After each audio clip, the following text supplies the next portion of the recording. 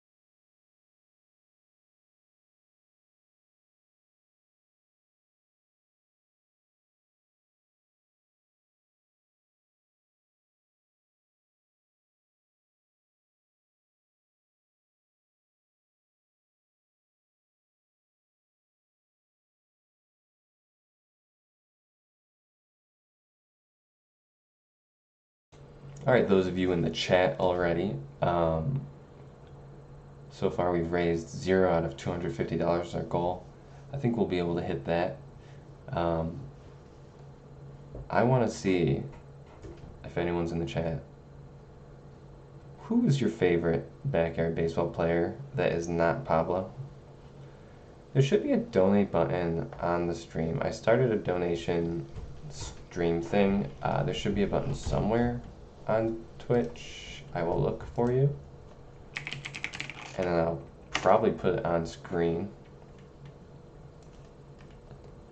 Let's take a look. Yeah, there it is. It should say donate to charity right here. Whoa, that's trippy. Hold on. Get out of there. Oh no, am I going to be Sally Dobbs? Emery likes Sally Dobbs a lot. That's good. That's a good pick. I think if you were in a room of 30 other people, you might get Sally Dobbs as your first round pick. Um, not like someone I think people despise like Reese Worthington, but definitely someone maybe not the top three in most people's lists, you know? Would have to agree. Let's go ahead and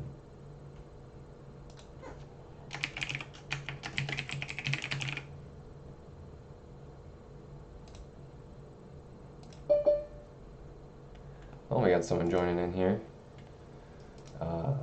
Nate, let's see, Nate, we're live, just FYI. And you're setting up your audio for Zoom, it sounds like. I'm gonna ask, you can go ahead and talk, Nate, and we can do some testing that way. Hello, hello. Can you All hear me? right, Nate, excellent. Can I get do you have a new microphone? Yeah, I got a new computer, a new headset Oh like my a month gosh, ago or sounds so. so good. It was like right before I started doing the podcast. Oh yeah, So smart. yeah, my other one, my like keyboard was all messed up and everything. So like, okay, I'm just gonna get a new computer, new everything. That's awesome. Yeah, it sounds really good. I mean, when I watch you, uh, I just did not recognize that sound quality. It sounds really good. So kudos to you, because setting up microphones, even if you have a good one, sometimes they are tricky to get right. So, well, thanks for joining us, Nate. For those of you who don't know, Nate is does a ton of help with Backyard Sports Online. Really helped out with organizing this event today, and is going to be co-hosting with me, Nate. Is that correct? Yep, Is that yep, awesome? sounds good. I love that for us. Oh wow, we got our first donation. Looks like Backyard Sports Center donated $5, kicking it off. Gotta get rid of that 0 out of 250 there. Um, I had to do it. Let's see what we got going on here. DLW says they are interested in playing. Um,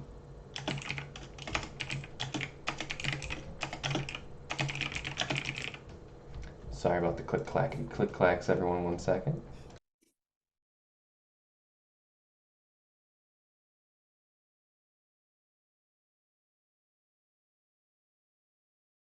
I would like to get the game started pretty much right at 10 Eastern, just to have something going on, you know.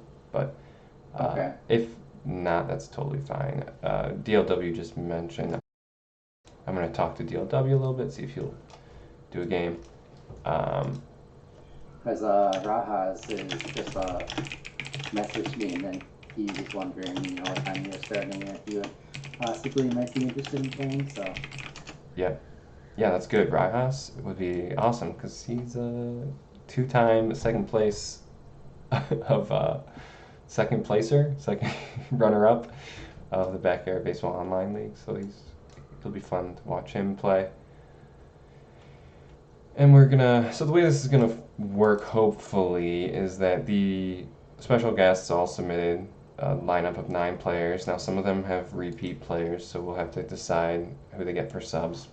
And we'll have people play with those teams, and then the winner will get money.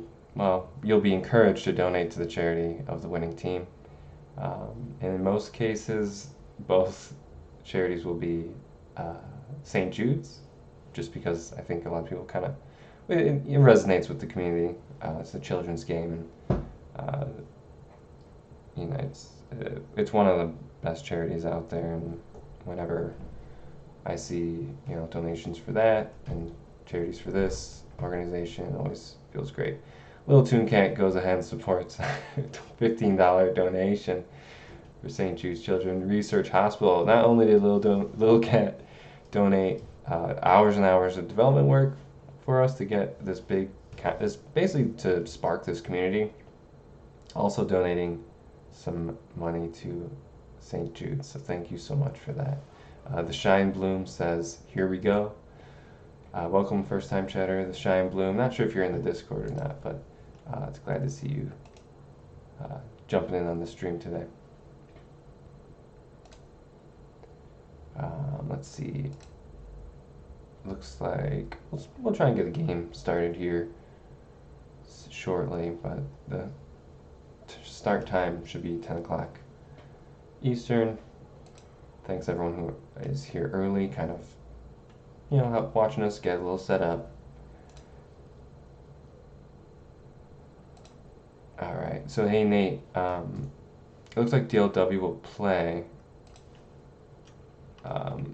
Does Rajas know how to do Prince Rupert stuff, like custom team stuff? Going to find out. Yeah, we can try and get them set up, DLW versus Rajas. That would be excellent.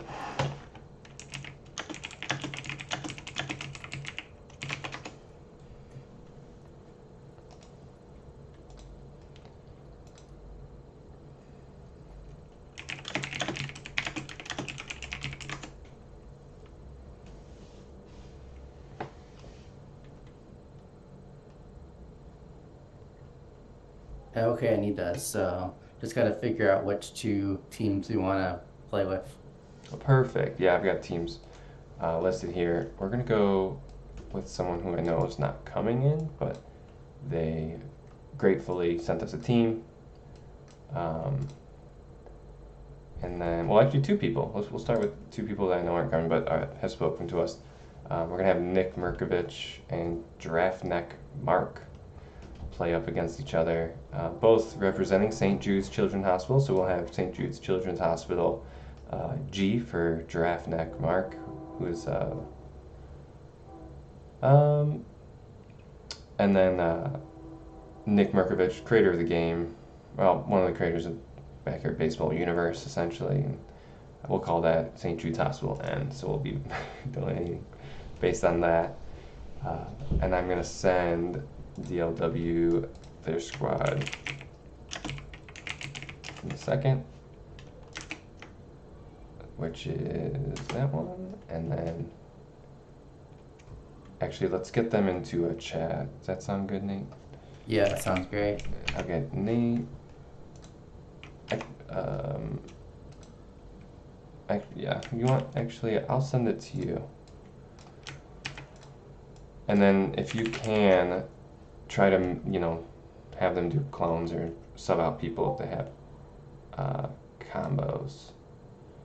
Or like Okay. duplicates, so sorry if that's tricky. I'm not sure if it is on this one. But we'll get those two, and then once that's all set up, they can start right away. And then make sure Rajas streams. I think that'll be good. Okay. Yeah, sorry for throwing all that at you there. A little Toon Cat will join the call in a couple minutes here. And anyone else who's watching currently, and if you want to play, you can jump in the Discord, talk to Nate, or basically anyone in the Discord channel, or even in Twitch if you can try and set that up, and we will get you matched up with a team for this charity event. We've already raised $35. Nate Tastic donated 15. Thank you, Nate. What a generous group. Probably maybe the nicest gaming community in the history of video game communities. Would you agree with that, Nate? Oh, I would definitely say for sure. It's definitely one of the most positive and uplifting group of people that I've been a part of, at least in an online community. Yeah, really. It's just something about people who like this game, maybe. People who like Backyard But like Baseball. even just like people. it's just full of a bunch of people like that. Like even if like you wanted to talk to somebody about something that you're going through, even just like outside the game, they're always like willing to listen to you and help you out with whatever stuff you got going on. So it's really cool just to have that camaraderie even beyond the game. Yeah, and not to get too sentimental over it, but we've been pretty disconnected due to last few years of COVID or whatever. So having a bunch of people we can play video games with and chat with, and a little support group, is just it's been really great. I think it's one of the best things that I've been a part of for sure. And I always take little breaks here and there, but I always come back and always hang out with everyone. So it's an awesome community. huge thanks to all the people who kind of built it, starting from Reddit all the way up to, I guess Discord blowing up and this online, Backyard Baseball Online coming back. So really excited, really exciting stuff. And really excited to support also St. Jude's Children's Hospital as well as other charities as requested by some of our special guests. Let's take a look and see if we're almost ready. DLW says,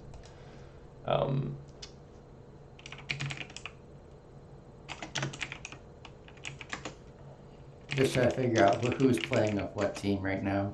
okay, yeah, and then if there's duplicates as well. So sorry. It looks like that we gotta change something for Pete Wheeler. Henri Deschênes could be a good one. I think Nate. I think they could even pick guys.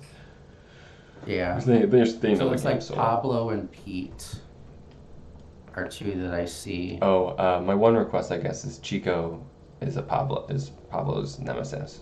I think that just makes sense. Chico Papas versus Pablo.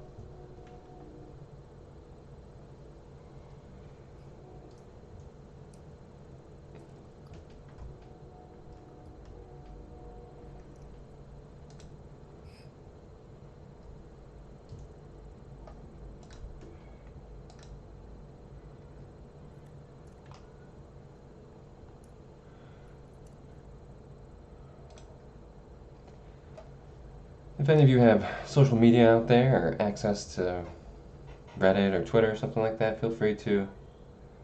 Yeah, the question on everyone's mind is who's getting Pablo. And really, I think it'll just come down to who wants it more. We'll see who argues the most for Pablo.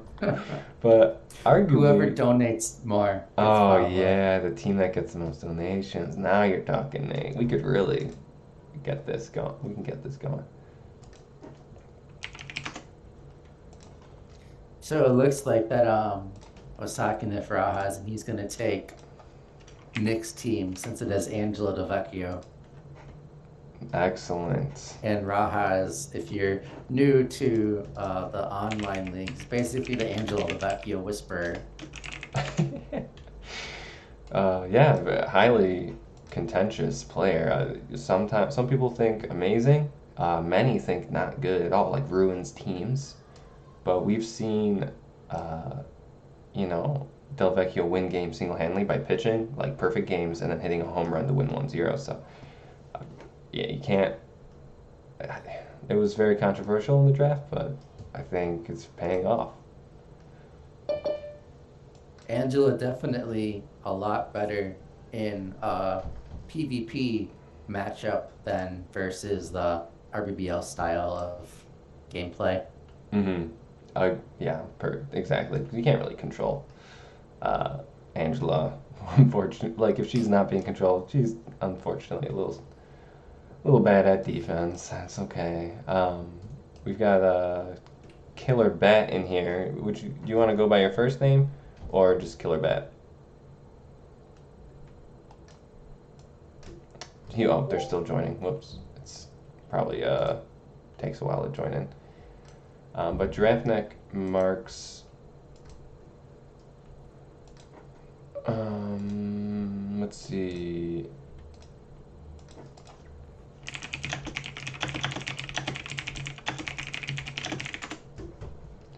Let's see here.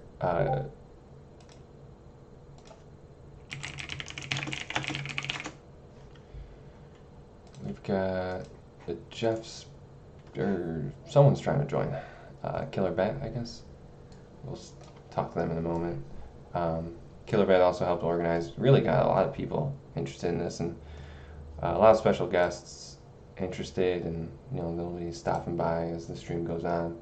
I think you guys are going to be really excited for it. I'm going to see how we are on the first game here. Oh, looks like they're starting it up. We got another. Oh, oh, here we go. We got a first guest jumping in here.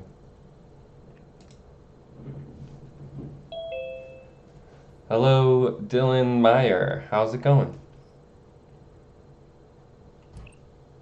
What's up, man? Not too much. Thanks for stopping by. First guest to join on time. So perfect. For those of you who don't know, Dylan Meyer's a professional golfer. Um, just somewhat of a little connection I have with him in that I'm part of his fan club. Yeah. And but Dylan, I'm sure you could do a better job introducing yourself. Trying to let people know what you've been up to. I'm happy to be on here, man. I think it's great. This backyard baseball thing is, one of those things. I did tweet about it a long time ago, and I just kind of wanted to, be kind of wanted to make a little comeback. I didn't know this stuff kind of existed still, so no, it's cool you guys are doing this. I'm happy to be part of, watching and see kind of how it all unfolds. Pretty neat. Yeah, thanks. Much appreciated.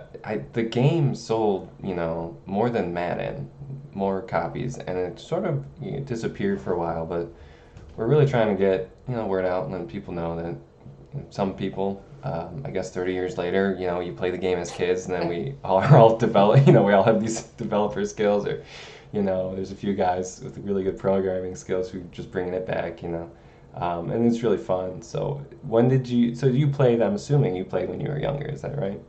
Oh yeah. I played a bunch when I was a kid, man. I would literally get off of school and I'd go into the whole into my computer room or whatever at my parents' house and just sit there and play for hours, man.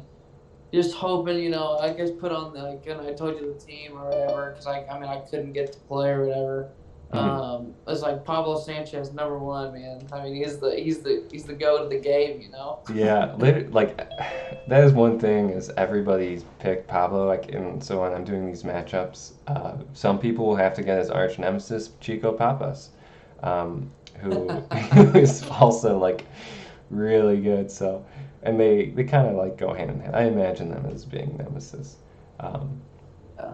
but yeah, that's super cool. And then I do want to tell everyone a fun fact is Phil Mickelson, Tiger Woods, both golfers that you've beat in golf. Is that correct, Dylan? I have, yeah. That was the U.S. Open in 2018 at Shinnecock. Yeah, that was something else. That was a lot of fun. But it was your first professional event. Playing a major championship. I don't think you really worry about beating Phil and Tiger. I think you try not to shit yourself on the first tee box. Oh wow. Yeah, Yeah. that's something else. I can't, being the athlete in the group here, it's just like the highest level. It's pretty incredible seeing that. So the fan club was super excited, and it made our week, month, year even. Dude, yeah, you guys are awesome, man. The Funky Bunch is just incredible. Oh yeah, yeah. We've gotten pretty busy, but always supporting. Yeah, I can tell. You guys did a good job for a very long time, man. You guys post funny stuff. Oh man. Yeah, it was enjoyable. So that's awesome. I do have a question that I'm going to give to every guest, and you're going to get this one. Dylan, did you play Little League baseball at all when you were younger? I did. I did play. I played from about, man, I quit when I was 12 or 13. Because I had the baseball ran into golf, so I kind of had to make that It's- decision early. yeah, yeah. I mean, that was probably a wise decision. I'm not exactly sure how good you were in Little League, but Yeah, I think chose the right career path. I have, yeah.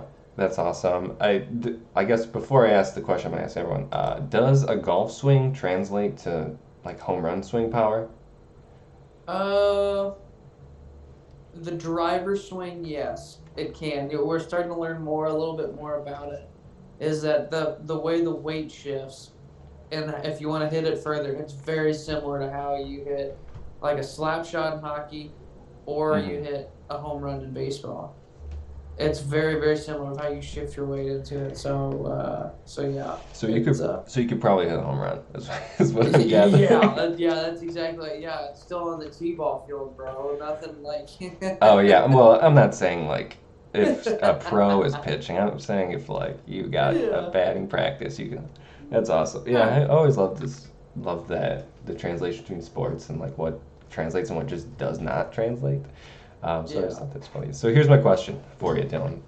Okay. It's you. You're in the little league, and you have to rate yourself 0 to 10, or I guess 1 to 10 balls, because that's how the game rates it, right? On the four stats. What would you put yourself at? So we're starting with running. 0 to 10, or 1 to 10. What do you think you would have been? Oh man, dude, I would have been like a 2 or a 3. My dad always told me I had a piano on my back. Yeah, that's so fun. Yeah, like that's pretty modest too, because it's hard to judge yourself because in the game, Pete Wheeler's a 10 or whatever. So I like to think, oh, I wasn't that slow, but Oh, dude, I know I was slow, man. I mean, even in basketball and all that, I just knew that, I could running up and down the court and then running the bases, man. If I could just get to first, we were good. And I was not going to be the guy that was stealing bases, that's No. for sure. Yeah, I mean that kind of works in baseball sometimes, especially if you have that home run power like you mentioned. So yeah, I guess that Yeah. comes up to the next one is batting. I was usually first or second off, so I was kind of more of like just kind of get it and play, kind of that on base, like the whole Moneyball situation is like, Mhm. what can he do? He can get on base. That was the one thing that I could do was, just hit little. I could place the ball well enough to get myself into scoring position for guys that could actually hit the ball. Okay, and then out of 10, what do you think that would? Oh man, I'd probably give myself like a 6 or 7 on that. We'll go with Just 7. because, yeah, because I just know that you start creeping up that way. That means you start working yourself into a power hitter, and that's not me. But yeah, maybe a defensive or a specialist or a pitcher. So that brings the next to pitching. This one, I just could not rate myself ever. I think pitching is very difficult. But what did you think that you would have been for Little League pitching? So that's what I did. That's what the position I played was pitcher. Oh, So wow. I give myself a 9. Very good. I got in trouble numerous times for throwing a curveball. I was one of the first kids to throw a curveball. They're like, you can't do that. You're going to throw out your elbow or something like that. And I was like, guys, I'm done after this year, so it doesn't really matter. Yeah, no, it sounds like they had high aspirations for you as a pitcher then, if that was the Yeah, case. So. no, and I was like, yeah, I'm sorry, guys, but I'm going to go ahead and go play golf. Yeah, so the 9 out of 10 sounds about accurate then. Yeah, because I was going to, also, so... I imagine they don't want you throwing change-ups in Little League just for like the sport of it, Yeah, Just like- yeah. Well, I was more worried about winning than being, Yeah. a good sport at that time. Still to Mhm. this day, I'm an ultra competitor, but no, Mhm. man. That was about the only thing I did was I just pitched. That's great.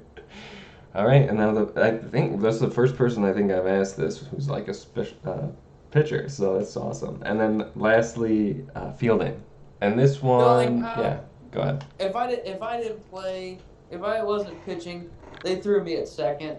So I'd say like 6. Yeah, and the second base in this game for the people, I think that a lot of people take this game very seriously. For we're kind of super nerds about it. But second Yeah. base is where we would hide the worst fielder, and I don't know if that's true for traditional baseball, but that's basically where you can hide someone where they don't need an arm to throw it to first base. Yeah, pretty exactly. Close. And then, Well, I think they kept me at second, so I didn't throw out my arm. oh, that's smart. Yeah, so it wasn't that you were bad; it was that you. No, it was just like, where can we put him towards where he's not just hucking this ball, So I'm like, well, okay, I guess let's go second. Yeah, that totally makes sense. Yeah. We're trying to get a game going here. Once we do, I'll share the screen. We can start commentary, and you can stay for however long you'd like, Dylan. But also would like to know a little bit more about the charity that you're supporting. Yeah, so the Indiana Crohn's and Colitis Foundation, I got diagnosed with ulcerative colitis in 2017, actually while I was at Big Ten Championships. Mhm. We played well. We won at Baltimore Country Club. When I got back to campus, got everything figured out, and about a week after, the Indiana chapter found out about my story, and they kind of wanted me to be somebody that could, kind of promote the cause and help raise money and, put together some teams because we have a walkathon every year in Indianapolis. And, what they do is raise money to, help for research and to find out best ways for medication and try to find some way to get a cure for this, Hmm. Crohn's and colitis.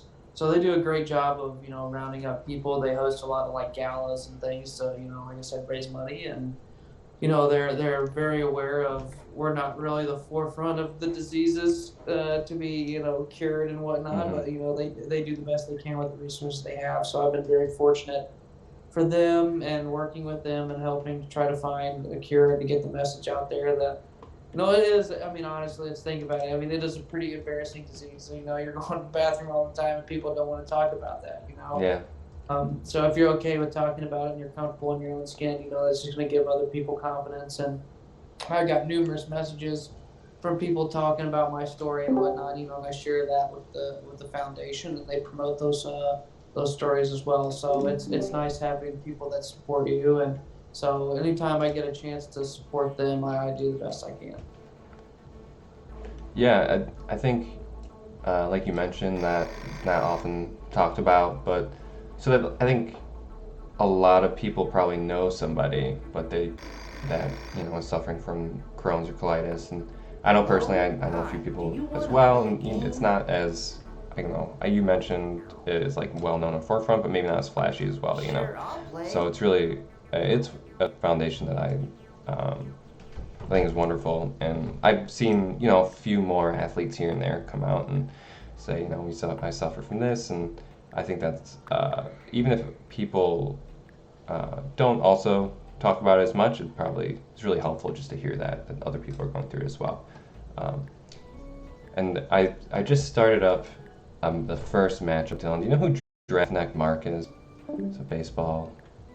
Yeah. Yeah, so he's got a team. He's representing St. Jude's today, and then we also have Nick Merkovich who gave us a team. I'm gonna try and share this as best I can. I'm not very good at this hosting thing. Oh, here we go. There we go. There we go. Okay, so you see that? I think it should look okay. And where'd it go? It's disappeared. Went behind. I'll figure it out. Okay. Looks like other users not responding. Please wait. Let's see. Are they getting it going? Wonder if they're trying to figure out the Pablo Beat thing. Interesting. Okay. We'll see. We'll see how that works out here. I'm gonna go to Discord. Sorry, everyone. Brief issue. Nate, is it possible you can jump in and play, or they have mismatched versions? I think it might be the team, but yeah, I might be able to hop in and play if necessary. Yeah, just anyone, I guess. Get a game going. So, Dylan, when's the last time you played backyard baseball, you think? Man, dude, it has been a very long time. I think probably like 6th or 7th grade. That's crazy. I played it as well, and then I came back to it and kind of played a little bit, and then there was this crazy small group of people playing it still, and they really, working together, dissected the game and like found out all these secrets that I just never knew about. Yeah. Like so, what? Yeah, that's a good question. Did you know that if Marky Dubois, the hillbilly type character with the frog, if he plays against a team with socks on it, he like does better. And if he or like white socks or red socks, but if he is wearing socks, like he's on the White Sox or Red Sox team, he plays worse. And so they have all these little secrets in there like that. And then, although the game shows like 4 stats, there's actually like 15 or 16 that have to do with how well the players can play. So it's all very interesting stuff. But Wow.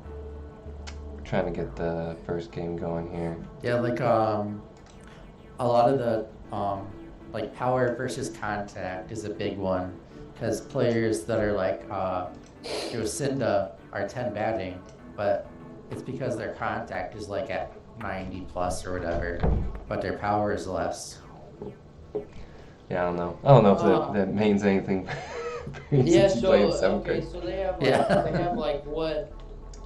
So basically, it's like they have the stats that you can see, Mhm. but then like embedded in the game, there's other stats that are not factored into it that they don't really tell you about. Exactly. So they like made it, they simplified it for the kids, all the us kids when we were younger, but Pablo does have like more power than other players, even though he might have the same 10 bat. So it's like the Right. things that we kind of noticed in the game, but didn't really think too much about. Yeah, we're like, man, why is Pablo Sanchez so much better hitting home runs than Barry Bonds? Yeah, that is 100% true. Yeah, it's like, man, like, okay, you have Barry Bonds, Sammy Sosa, Mark McGwire, but then you have Pablo Sanchez. Yeah, that was yeah. Did you when you played? Did you pick the pro players or you stick to the kids? I honestly stuck to the kids. I mean, I know I picked a lot of mine, like a lot of pro players of mine, but I remember that Angela girl, the pitcher, Hmm. dude, she was killer. Yeah, we were Oh, just we were just talking about Angela, and she's very divisive. Because some people think she's no good, and some people think she's amazing, and I think it must be the wielder of Angela. So whoever's playing, they can either be great with her or not great. And it sounds like you could really get a handle on her. Yeah, dude. Yeah, I killed it with her. That's awesome. This is one of those unique games where you remember like all the players. Oh yeah, 100%. Yeah. When I saw the name like Ahmed Khan and all that, I was like, oh my god. Like you forget about it, but the second you see the name again, you're Mhm. like, oh man, like that. Yeah, I know exactly who that is. I don't even have to see a picture. Yeah, the other awesome thing is Ahmed Khan might be joining us today. Oh really? The voice actor for him. So Yeah, he's supposed to be joining pretty soon. oh, you got him, Killer Bet. You've been handling. Yep, he's Awesome. coming in. You're the best. I don't know how to let people in for Zoom if I'm sharing the screen. Anyone know? Eesh, sorry. Participants? There we go. Pop it open. All right. There we go. So I'll be able to see that now. Okay. That's one thing I freak out about. Last time we had an event, unfortunately, one of the guests was trying to get in for about 30 minutes. Didn't work out. But so they messaged me. So just one of those things, trying to do one of these, host one of these events. And looks like, let's see how we're doing on the donations. Oh, it looks like someone's popping in here. Maybe. Okay. That's on Discord. Are they starting up their game? Titanium with the raid of 2. Thanks for the Hey, raid, look at Titanium. that. Excellent. One of the members of our RVBL league. Wow, $55 raised. Holy cow. Oh my gosh, you guys are out of control. So, 20 viewers right now. $55 raised. We're going to get to 250. I'm sure of it. That's the goal. It's, I think it's reachable. Should be reachable. Let's see if, Testing. Can anybody hear me? let me mute. Why does it unmute itself? Okay. There we go. Okay, yeah, I think Lil Cat, was that you? Yeah, that's me. Oh, Lil Cat, how are you doing today? I'm pretty good, thank you. Excellent. So, Yeah. so those you don't know, Lil Cat, by themselves, just was working on bringing Backyard Baseball Online back, and did a lot of development work, created some servers. I don't really know all that much about it, but it's very impressive. And he found a small community of Backyard Baseball players and told me about it. And I was like, you got to do this, and he did. And since then, we've gotten like 250 people in the Discord, thousands of users. Wanna play?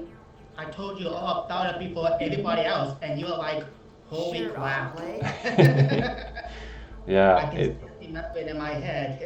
It blew my mind when it happened because it was like 20 something years ago when online play was actually like live, and we all thought it was kind of impossible because of how old the game and the software was. We kind of wrote it off, so it was kind of like seeing magic. Like, It's kind of is magic, Okay. isn't it? okay, yeah, it's incredible. It looks like they're having trouble still getting matched up. I'm gonna just see if they can play. I'm just gonna let them know to play with pretty much any teams as long as it works. Yeah. Getting them going. Let's see.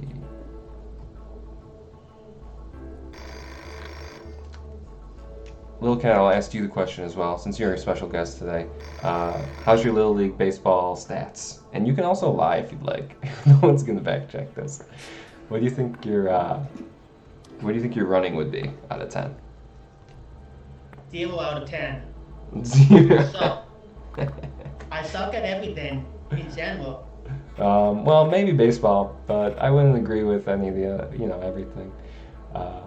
So 0 to 10 out of everything. That's a cloney character. That's like the character they use as a template in the game, the software. They're trying to get set up, and likely they Little Cat is got. Clanky. What'd you say there, Nate? Said Little Cat is Clanky. Little Cat is might be a robot. We don't know for sure. All right, they're May or trying. may not be a robot. Who Hello? I'm knows? challenging you to a game. So I don't know if everyone hears that, but that's like Bring it on. funny. Everyone's character on online play, you can pick their voice, and they say smack talk and funny things. So let's see if this one works this time around. Looks like it's starting. Excellent. This looks right. Looks right. They're probably setting their lineups now. So this is between, I think this is Chico Pappas there. So Nick Merkovich versus Giraffe Neck Mark. Nick Merkovich came in last time for the stream. He told us all about creation of the game. Just had so much knowledge and memory of his development experience, and pretty much everyone we talked to who was involved in that process has like really good memories of these games when they were making them. So they're always so excited to be on talking to other people about it. So there's a really great interview with Nick Merkovich in what's that called? The Ringer. That goes through kind of the history of this game. Is kind of there's nothing else that's been like it, and there's nothing like that was like this. There's never been a game with all this personality, and as well as using professional players and then making them kids. Like that just feel like that's not happened, since this really to such success. Looks like they're picking their lineups. Get pretty meticulous here. Chico Pappas batting first. Ken Griffey at third. Dylan, what do you think about this lineup here? Let's see here. What do we got? I like the Barry Bonds play. That's who I got. Randy Johnson. I mean, everyone goes with Randy Johnson. I mean, come on. Mm-hmm. But we have the Diet Coke version of Pablo Sanchez. And then Ken Griffey. That's not a bad lineup. That's pretty good. Awesome. So DLW will be up against Barrett 61. Hopefully for a smooth game here at Steel Stadium. The fields that you play on as a kid, in your backyard and so forth, always interesting. Personally, we used to play at my friend's house. It was a cul-de-sac. It was just a big circle, and if you hit it over the curb, that was a home run. Maybe Nate or Lil Cat or Dylan, any places that you guys played baseball where there was some funky rule based on the fields? Anyone? Yeah, actually, we played a lot in The starting pitcher today It looks like you got muted, Dylan. Sorry.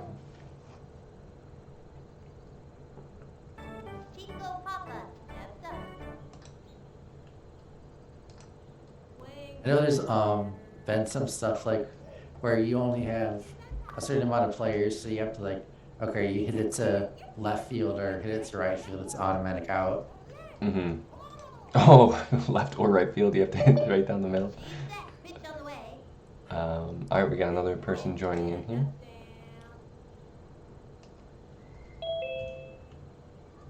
Hello.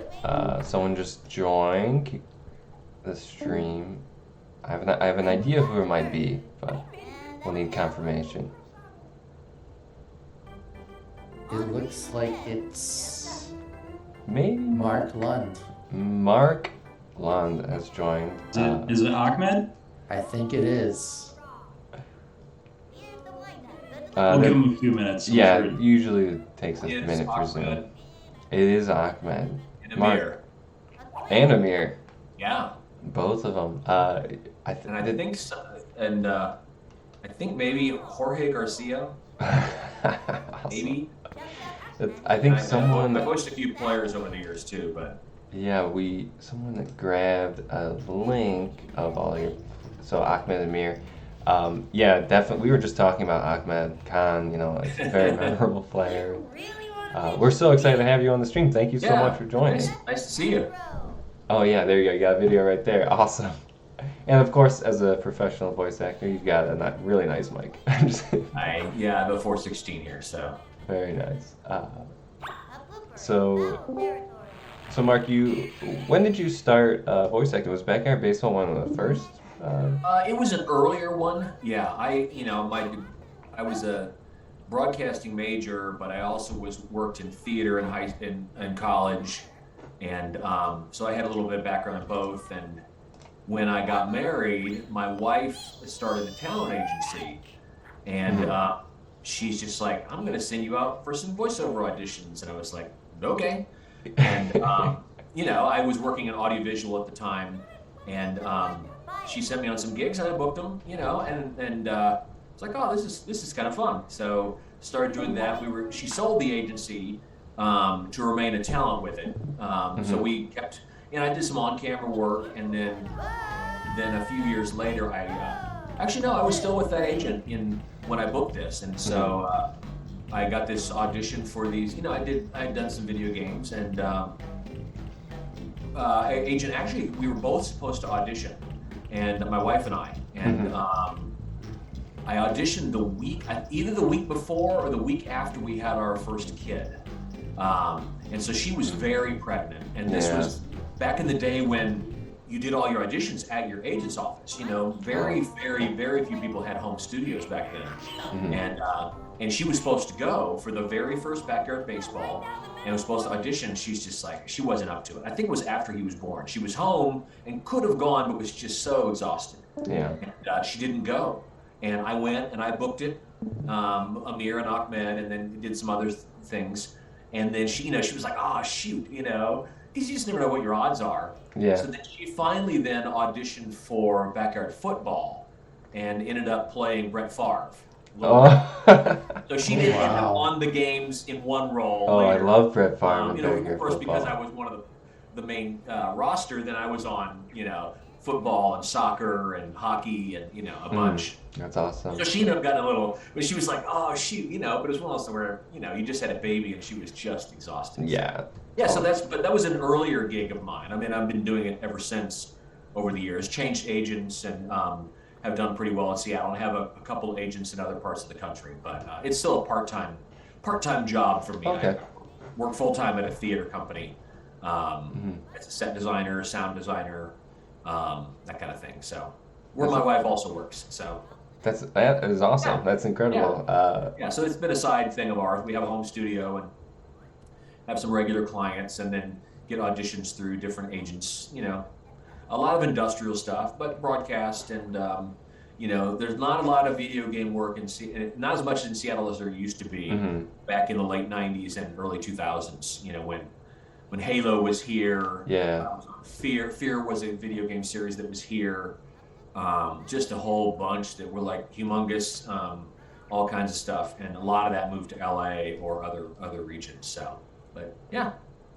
Wow, that's awesome. Yeah, Yeah. that's really cool insight. I've always, I've worked a little bit hiring a voice actor here and there just for like small projects, like motion Sure. graphics, and I guess I wondered like, how do you like my thing is like I mumble a lot, and it takes a Uh, lot for me to like speak clearly and everything, and I think it's right. so impressive voice actors. I like because so to be able to speak clearly and how do you like to make different voices and stuff. So do you remember the voice of Ahmed? I do. It's a different world today as far as having, um, at that time a 30-something-year-old white guy playing little Pakistani kids. We Hmm. probably wouldn't cast it that way these days. We would try and find actors of color who matched, at Sure. least were close, or had some sort of Middle Eastern background. But I remember Ahmed was up in here in falsetto, but not super high. And Amir was up in this Oh my way goodness. up here. And so the fact that I can kind of still hit it. Yeah, I I think you worked on it a little nailed bit it. yesterday after you're eating your text. I'm like, can I still do those? Because I don't remember. That's My incredible. nieces and my kids played them for a while, even though long after the game was not on CD-ROM anymore. Hmm. But we had them around the house, and they played them because like I said, my son was born the week I auditioned, and then I had a daughter a couple years later, Hmm. and I had some nephews that played. They were a little older, and they played it. They were, my sister told them, that her sons, your dad's on this game, or your uncle's on this game, and That's they awesome. just love telling their friends that Oh yeah, that would be a with huge Ahmed and brag. Amir. I would have bragged But so much about yeah, that. yeah, working with voice work, that there are some people who kind of fall into it with no training, but having some sort of theatrical or film and television commercial acting training is really advantageous. It used to be that like in the 70s and 60s and 70s, like people in radio could just do voiceovers, and but then as the 80s, late 80s, early 90s, the voiceover world really switched to a more natural sounding Hmm. approach. Especially in the early 90s, there was the guy who was on Northern Exposure, Rob Morrow. He did a series of Mastercard commercials that were really flat, and Billy Crudup the same thing, really natural. Hmm. They call it don't non-acting, non-announcer Hmm. became the thing, and so people in radio found it hard to get work in voiceover. Mm. Like, I've got this great radio voice. Why can't Yeah. I do commercials? Everything they do, though, would sound like they were on the radio.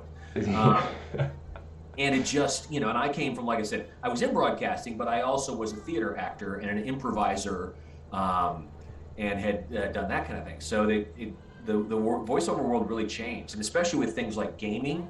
As Mhm. gaming got bigger and they were able to start using voices rather than just seeing characters, they wanted people that could do character acting. Mm. Whether there's something like little kids or now the first person shooter games, role playing games, you want people who can act versus just have a big bassy, great sounding voice. Mhm. Uh, so that's when I got into it, that it had changed, and so I didn't emphasize the fact that I had also worked in radio for a little bit. It was more that, hey, I'm a theater actor, I do musicals, I've done improv, like I said. But my my first agent was my wife, and she started sending me out. And then when I went to my new agent, I basically told her, hey, if I get auditions, I will get work. And I was very lucky in the first few auditions I went on, I actually did book. I was being kind of a little arrogant saying that, but I knew that I just needed opportunities, and Mhm. my other agent was not getting me the audition opportunities that were happening in town. Um, and so I've been very successful, but like I said, but very lucky, be in the right place. But again, it's when a place like Seattle, it's for me, it's never been a full-time living, but I've Mhm. never spent my time marketing myself and doing some of the work that some of the full-time folks in town, and there are some that they do, and they've got agents around the country as well, Mhm. and then booking national work, and that kind of thing. But I know a lot of them, and they're great folks, but they spend a ton of time really branding themselves and marketing Yeah. themselves, and I've just never had that kind of time. So I feel very fortunate that both my wife and I have been what I consider pretty successful doing it. So Yeah, I think, correct me if I'm wrong, another character you voiced that it kind of hits with the same generation or like of games that have lasted forever is Falco from Yeah. Super Smash Brothers. yeah, I've been. I don't think they've done a new one without us, without the current group. They just haven't done Oh, one. wow. But yeah, the last Smash Brothers, I was on that. I did, because Smash Brothers has so many characters. Yeah. I just spent like, I think just 2 hours or so doing it. It's just because they don't give you a ton of dialogue. There's not So, scenes in the same way that some of the yeah, like Star Fox Zero was the last big game. mhm. And that one, between the playing, you have little scenelets and dialogue and that kind of thing. But yeah, I've been Falco, I think, since 2008 or so. So you are Falco essentially. Yeah, That's I'm the most recent Falco. There have been at least 4. Okay. Yeah. And not including any in the original Japanese series and market. I think there have been multiple there too. But yeah, this is like I said, 2006, 8, some with 10 maybe. My agent sent me the audition, and we actually went downtown for those still because they wanted to coach you on the audition, and so I auditioned and I got it, and then when I was doing the first session, they were like, because they were bringing back the original cast from the very first thing, but I That's wasn't awesome. part of that. But like the original Fox McCloud, which was Mike West, and Dave White, who is the original one of the Wolf. I can't remember the character's name. Wolf, and Slippy Toad was Lisa Brown. Anyway, all of them were coming back, and they didn't say why they were re-auditioning Falco, but I booked it, and when I went in and did the first session, they played back the original game, and I had heard it when I auditioned, but I didn't really hear it in good headphones or anything. And I heard the dialogue, and I was like, I think I know this guy. I think he's a friend of mine. Like he acts at our theater, and then because I kept listening, they were just playing me reference to get the same feel, not to imitate him directly, but just get some of the rhythms. And I was like, I know that's Bill. I am sure that is Bill. And then I asked him the next time I saw him. He's like, yeah, I used to do that. And I was like, I'm so sorry. I took that over. I didn't know it was Oh you. no, Like, betrayed. and we had the same agent, but somehow they didn't look for him. Because when I said something later, they were like, oh yeah, we couldn't find him. And I was like, he's been with the same agent longer than I have. But I don't know what happened. Maybe he wasn't with that agent when he did it originally or something. Sure. But yeah, so I've been doing, I've done several games, TV commercial, advertising Star Fox Zero. Yeah, so it's been fun, and Smash Brothers, and we did a crossover with a game for Ubisoft. I can't remember what that's called, Atlas maybe, or something like that. That sounds familiar. If you played it on Nintendo, you could play it on multiple platforms. If you put it on Nintendo, you could unlock and interact with the characters from Star Fox. So even though it was an Ubisoft game, yeah, so it was a fun little thing. Yeah, it's been cool, and that's one of those things my kids, when they were in junior high and high school, would tell their friends, my dad's Falco. They're like, Who doesn't look like Falco? yeah, and a couple times when they had friends over, I did have to do a couple lines to That's incredible. You know? That's And so it's not that far off from my own voice, just unlike Ahmed and Amir, where it's a real, Yeah, playing. there's It's a- just sort of my voice, but with a little more attitude and energy, and and that's what I found out when I got into, first started voice acting. It's like, look at all the voices and characters and dialects I can do, and as you work up your way up in the industry, you discover it's like, if they want a British guy, they'll hire a British guy. Yeah. Except for like the something like backyard baseball, it's mostly about what is the sound quality of your voice and your acting skills more than like, look how different my voice can sound. It can sound, there's some of that, and especially in the animation industry in LA, but that's kind of its whole different, down in LA, there's whole agents that just deal with animated, television film work. Yeah. They don't do the kind of voiceover commercial work. Some do both, but so that's a whole different industry that you kind of have to be in LA to really get your foot in the door. Yeah. Yeah. That makes sense. Yeah. I've always loved when I guess maybe it doesn't happen as much, but basically, in those animated TV shows like SpongeBob or something, like Huh? some of the voices and some of the side characters are just like someone they grabbed from the animation team or like Yeah. Or anyone, producers. producers or Producers. their kids or Yep. something. So Yeah, staff. Yeah. Yeah, sometimes it's fun, but also it's like, well, some voice actor didn't get a job because of that. that's true. You know? That's very true. Or the Pixar especially, they'll have people that were producers and people that are working on it. Mhm. That's where I'm always like, oh, it's fun, but I wish they would have hired somebody. So So I've got a question about so backyard baseball. There are a lot of like banter. There's a lot of banter in the game. yeah. Do you remember if they gave you direction or if it was they wrote down the dialogue? Did you improv anything? Like the hey batter stuff? I think within some of the little, probably the talk back, yeah, the chatter, I think maybe we had some, a lot of time with games like that, you'll have like, they'll write you down 3 phrases, but especially if it's going to be background, then they'll just say, like a game like this, just riff off of it, give us more phrases, like you would That's play, as a kid. So I think some of that was improvised, but they all very rarely do they say improvised dialogue. Anything that is Oh yeah. more than a few words. They're going to give you now. A lot of times, then they'll say, "Okay, let's do that now. Now mix that up, or change that word in there." But they even then will be guiding you with the alt versions of stuff. Yeah.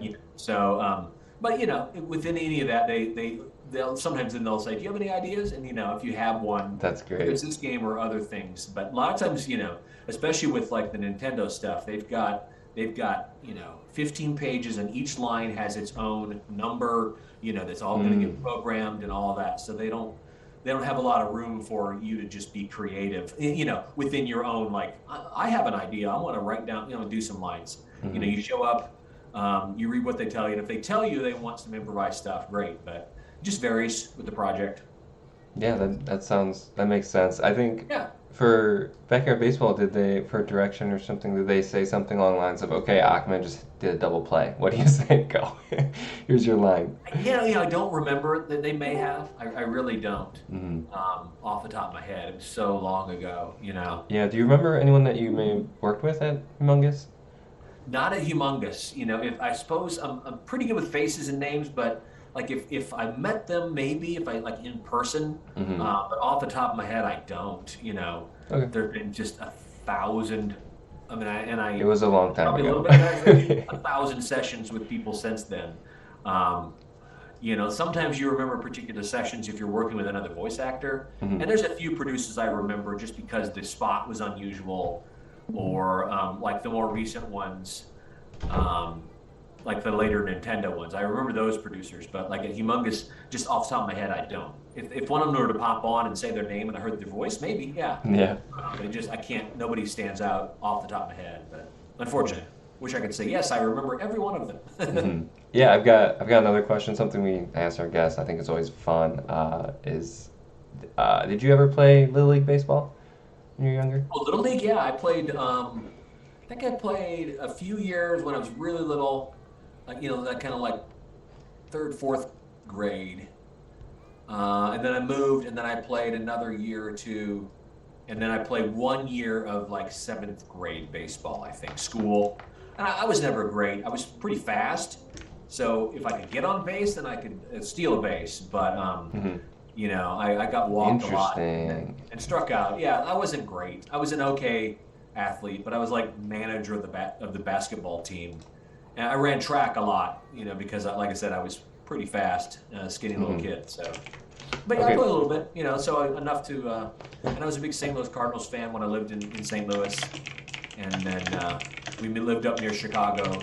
But I had one friend who was still a Cardinals fan up there, and so I didn't like the Cubs because I still like the Cardinals. Well, There's a huge rivalry I'm- in Illinois, Yeah, I between live those two teams. pretty So, close. yeah, to we can go to Chicago. games, and I've been to a few Mariners games here in Seattle over the years, but not, I don't follow them actively. I just sort of passively know if they're doing well or poorly. And I watched a little bit of the playoffs this year. Excellent. So in backyard baseball, there's 4 stats that they show: running, batting, fielding, and pitching. So Uh-huh. in the game, they rate each kid 0 to 10. So in your little league, on your own ratings, you mentioned it a little bit. What would you rate your speed out of 10? Oh, probably out of 10, I would say probably for a while there, even in track, an 8 or so. 8. Yeah, that's modest, I think, if you ran Yeah. track, Eight or nine. I wasn't the fastest kid, but I ran a 100-meter dash and 200 and hurdles and that kind of thing. And then, what about for batting? Batting, out of 10, a 4, maybe 3. Very good. And then, pitching? Did you ever pitch at all? No, I never pitched. A little bit in some church league softball, but That's I wouldn't something. say I'm not that fast or accurate. Okay, but I mean, I'd probably say a 4 then or a 3. 4. All right, we'll do that. And then lastly is fielding. So, catching and throwing. I'd say probably a 7 or 8 in that. I was not too bad. Played left field and center field. Excellent. Yeah, we were talking to Dylan Meyer, who is a guest as well today, professional Okay. golfer. Yeah. And he gave us his ratings a little bit different than yours. So, Dylan, if you're still hanging out, he mentioned kind of like the opposite of you, really.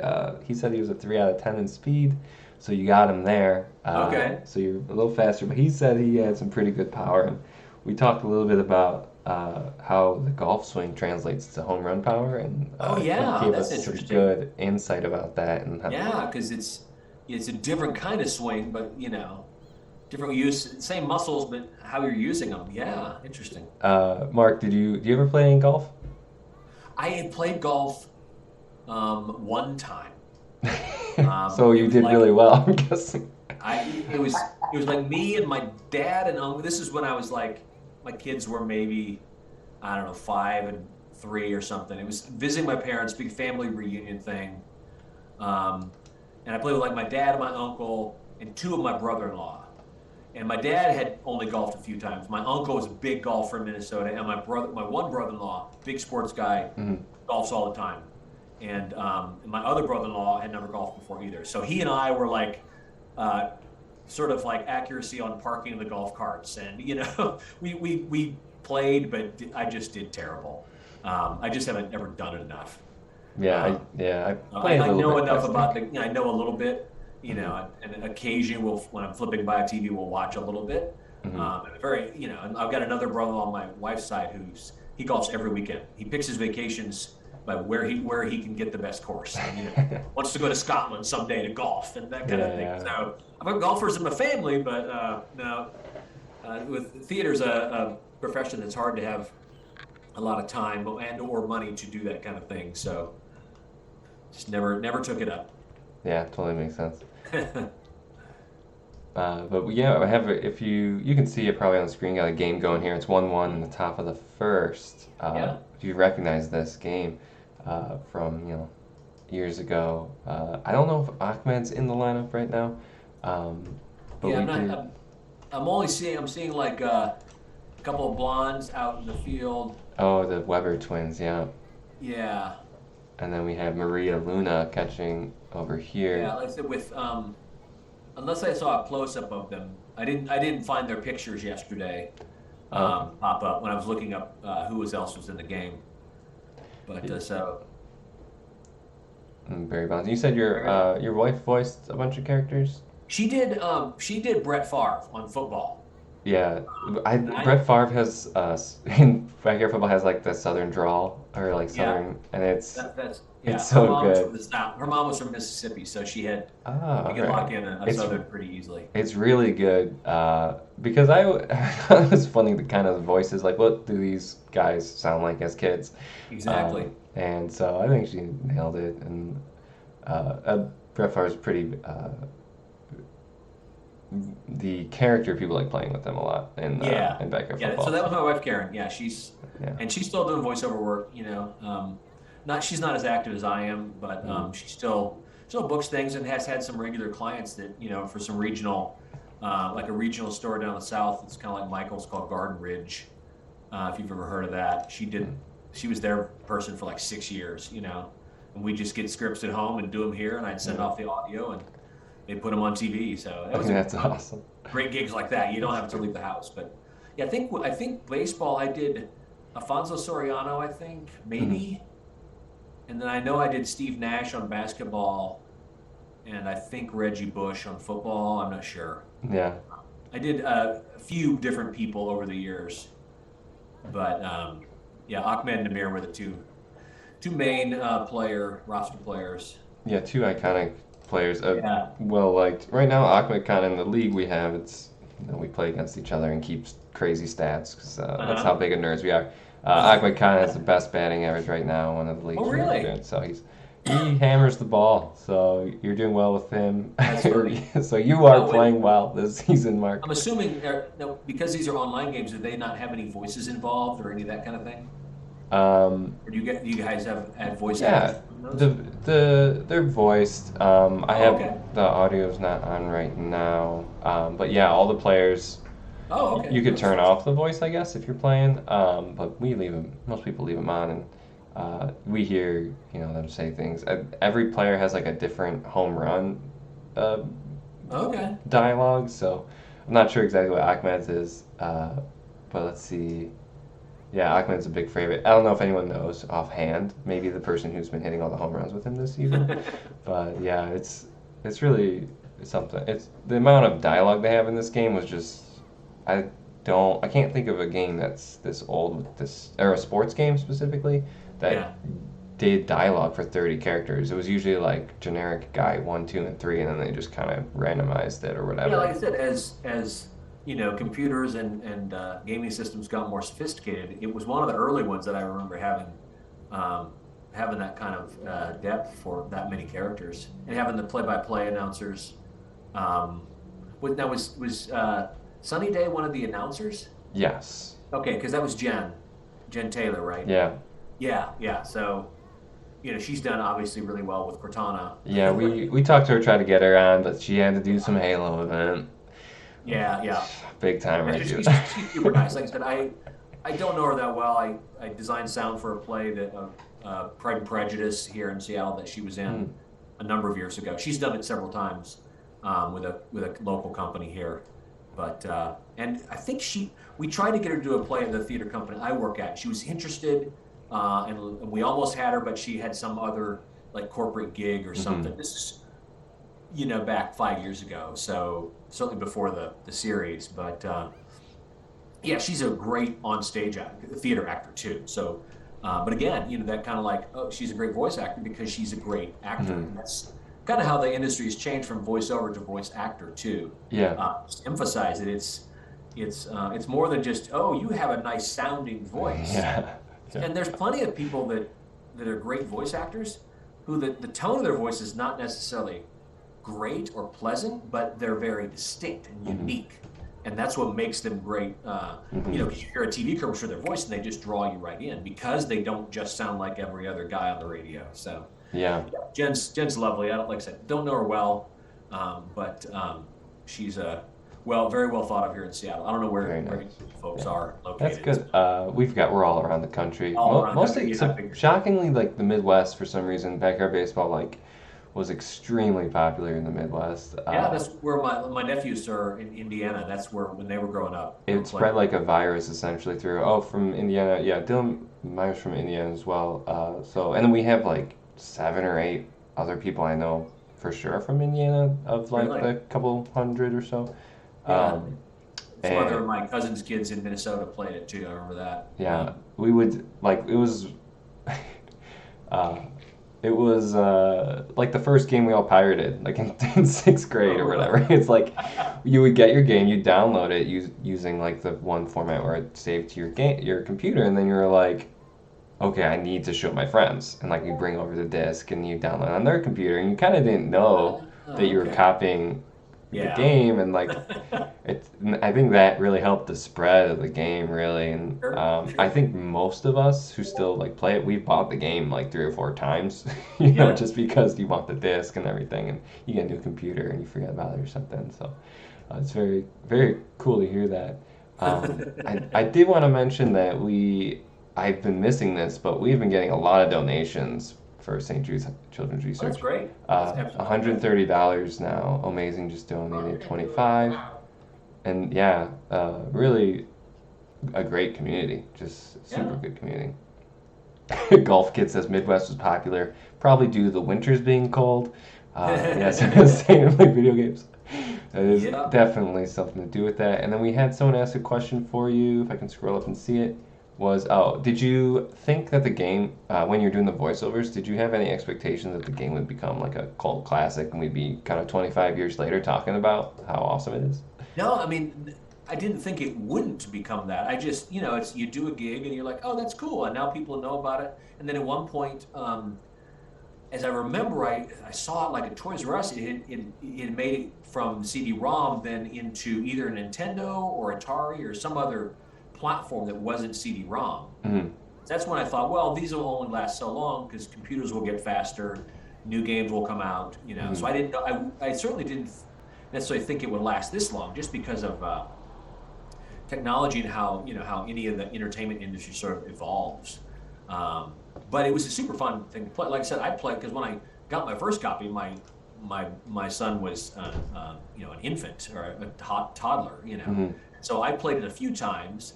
But that was when my nephews who were a little older, I don't know if they bought their own copy or if I bought them a copy or something, but they really loved it. And then Yeah. when we were at Christmas, I would play it with them because they That's awesome. got to play with Ahmed, so that was fun for them.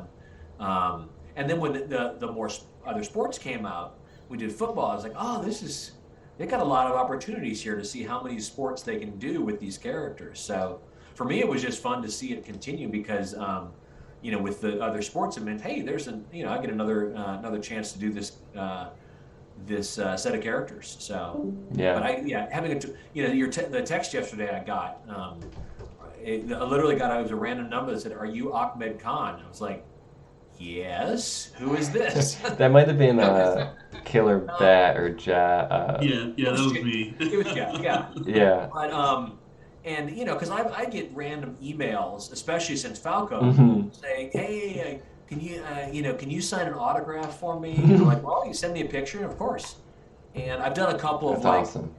and I don't know if they're legit, but it took me not very long. Like, my son's, my son loves your game and he's homebound, and can you record a little message for him? And I've done those. Oh, But like then I've also cameos. had a couple like we're doing our own Star Fox animated movie. Can you voice it for I us? I'm don't like, think that's legal. Nintendo will not like it if I do that. I do not want to lose this. Oh yeah, you want me to create? But pirated, I'm like, Yeah, you want So me I've to, done some of the signed autographs, but I don't think I've ever gotten. This is nowadays. It's like easy to find out who did the voice and how to get a hold of them. I've got a website, so it's not hard to find me. Mhm.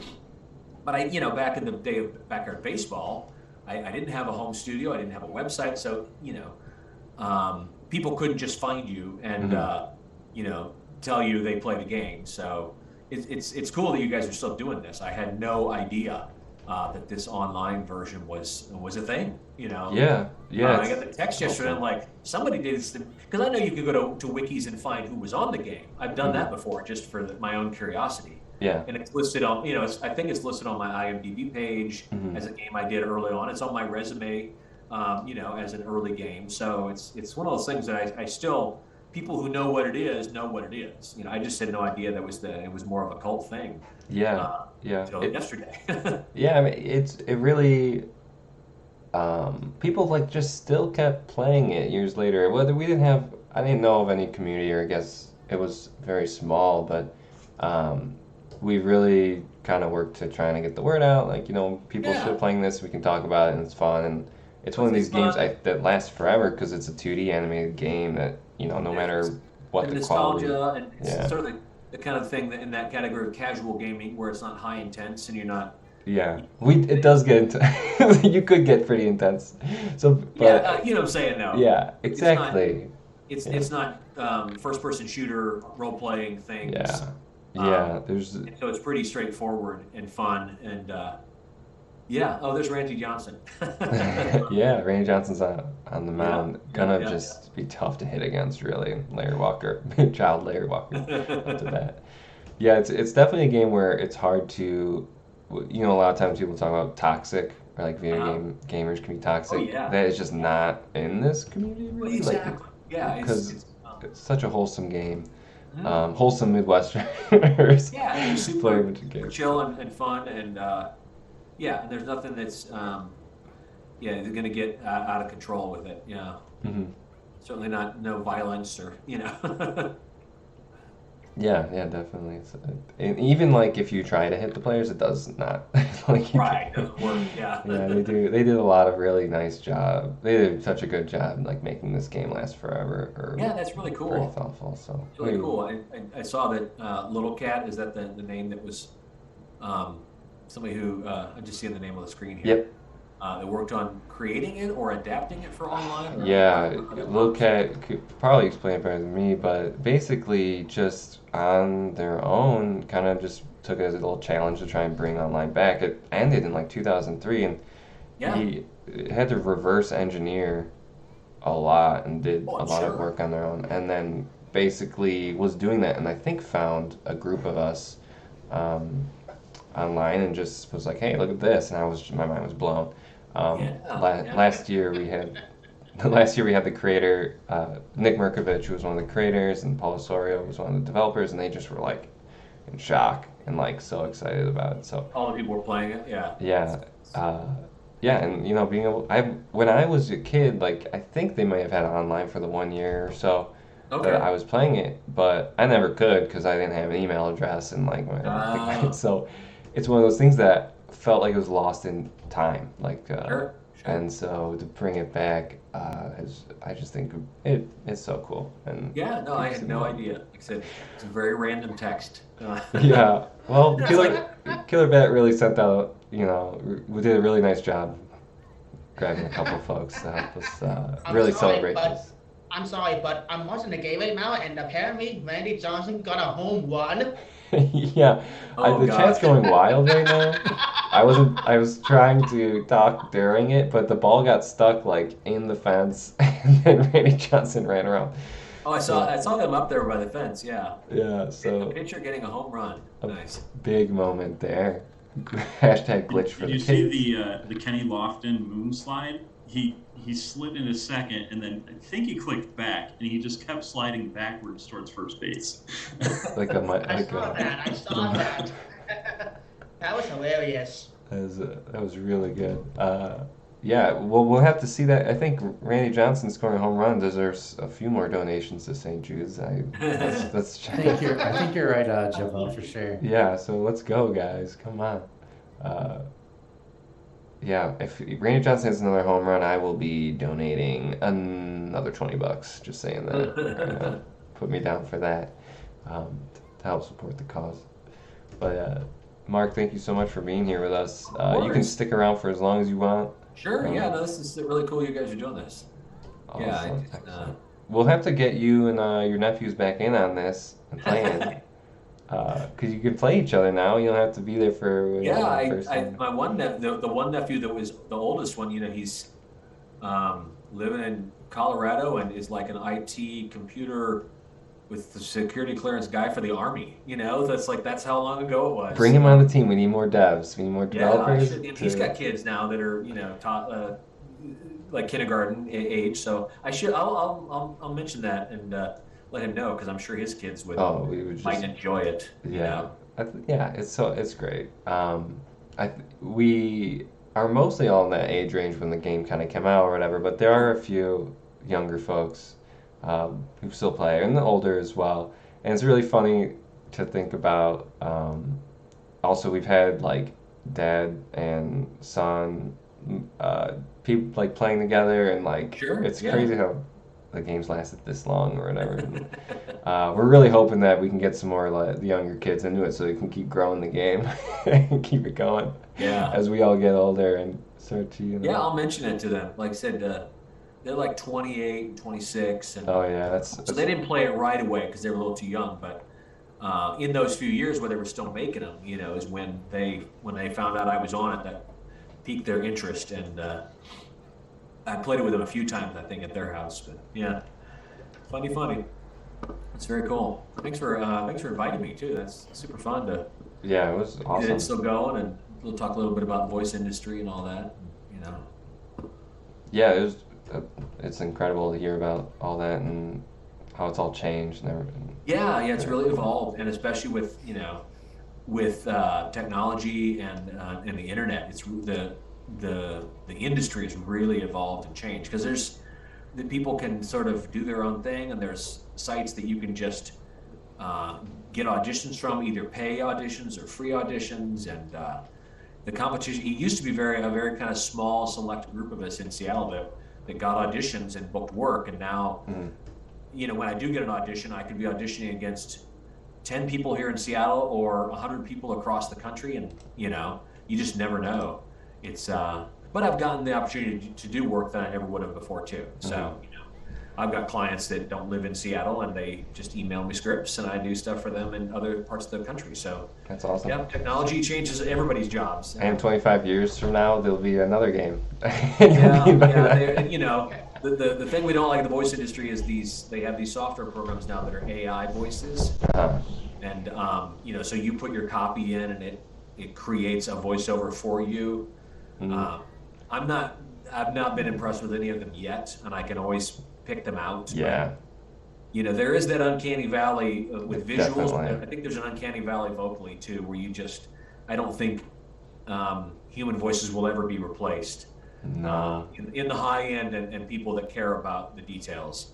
If you're just like if you're just an insurance, I've heard some that are like ambulance chaser insurance company type thing using them. I'm like, well, I don't know if I'd want to do that spot anyway. Sure. So, Yeah, that's true. That's true too. Yeah, but it's really cool you guys do it. Congratulations. I mean, this is a really fun thing. I will say, just shout out, Visery just donated $100, raising us Wow. Oh, wow. 230 out of 250. Visery actually one of the just hardest working members of the community.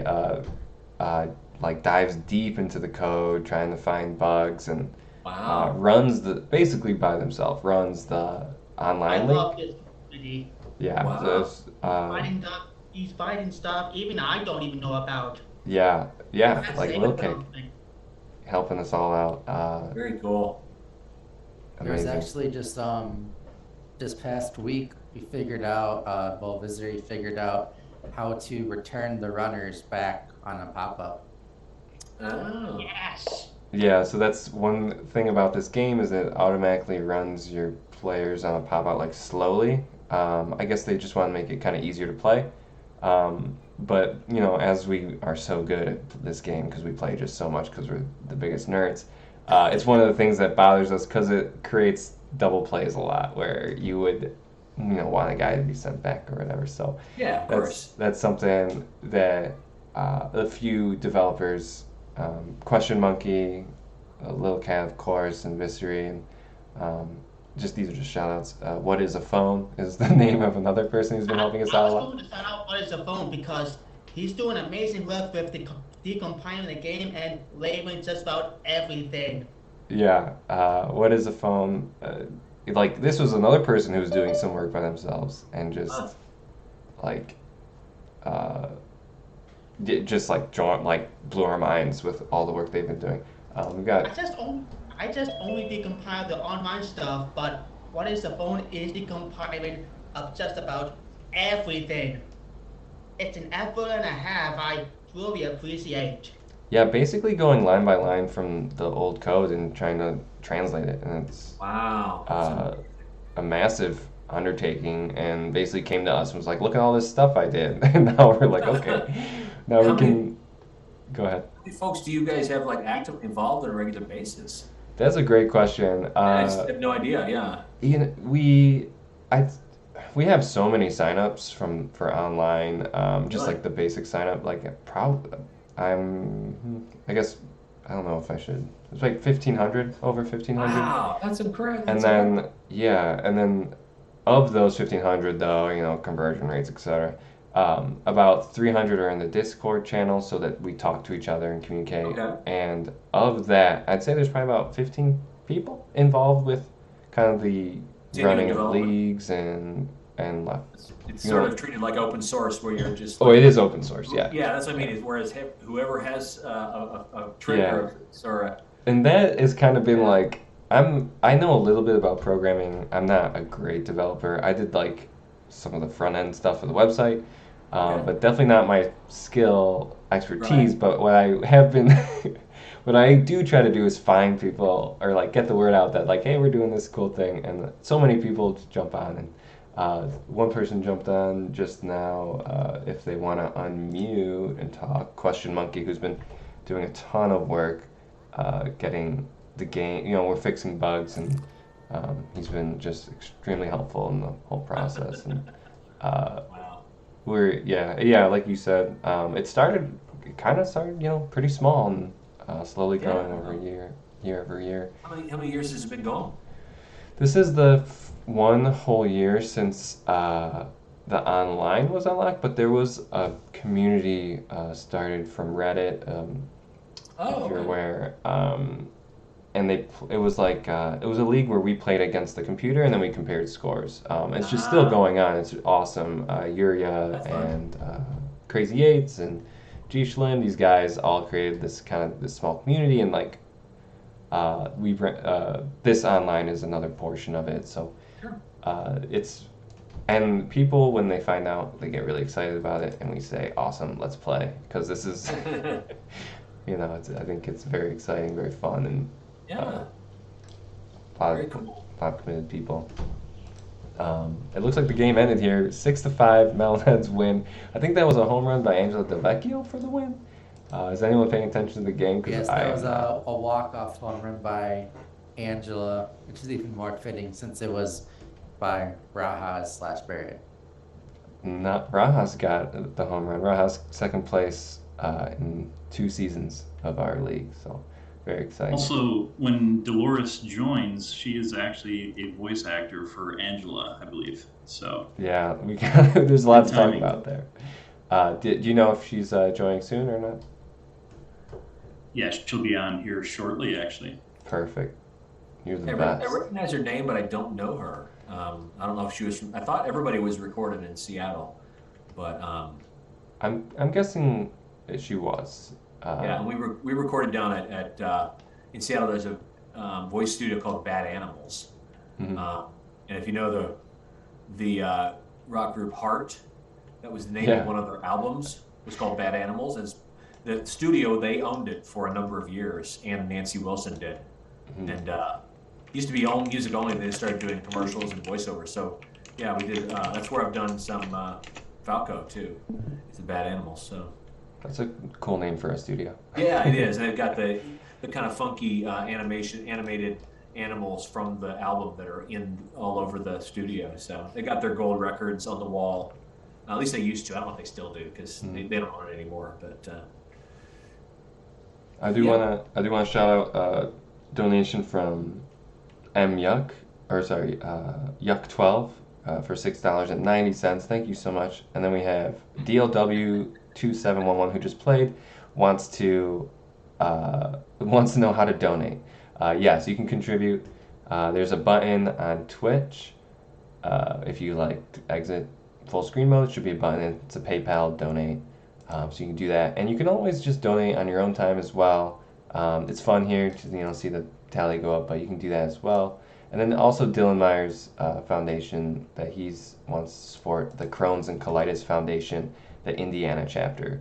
So you guys can go ahead and do that as well. I'm not sure whose team won here between Draftneck and Nick, but I'm gonna go ahead and guess it was Nick Mirkovich. But we'll see. I don't know. I'm not certain. I kind of fell off. It's hard for me to pay attention to the game. I'm sorry, everyone. This was Nick's team. Nick. All right. Very good. And then we can throw. Nice. Do we have other teams ready, Nate? Question Monkey has the team that you sent me. I don't know about has Dylan's team. I don't know about Mark's team. Nate, do you want to just do a draft at Dogwood so we can show off all the Sure. Can I say Yeah. something? Good idea. Sure, Yeah. let's do it. I'll get it set up. Can I say something here? Sure. Table Joe B donated $14, and we have reached our goal by over 90 cents. Wow. Wow. We reached our goal. Wow. Congratulations, everyone. My job is down here. Let's. Thank you so much, everyone. That's incredible. I am a little bit shocked. That was quick. I still have more to donate, because I'm sure, for every winner, $10. Uh, wow. I'm kind of speechless, mostly. So thank you guys. Beat it by 90 cents. And now we're going to start the real goal, $250,000. Get out there, get out those checkbooks. Oh, incredible. I've never done this before, so I want to know if I can increase it. We do have Question Monkey joining the game. You can see all the different players and characters. Let's see if this jumps in. All right, Nate's gonna do stream in live 1. Let's see. So we'll jump into that real soon. In just a moment. Looks like we got someone else joining in.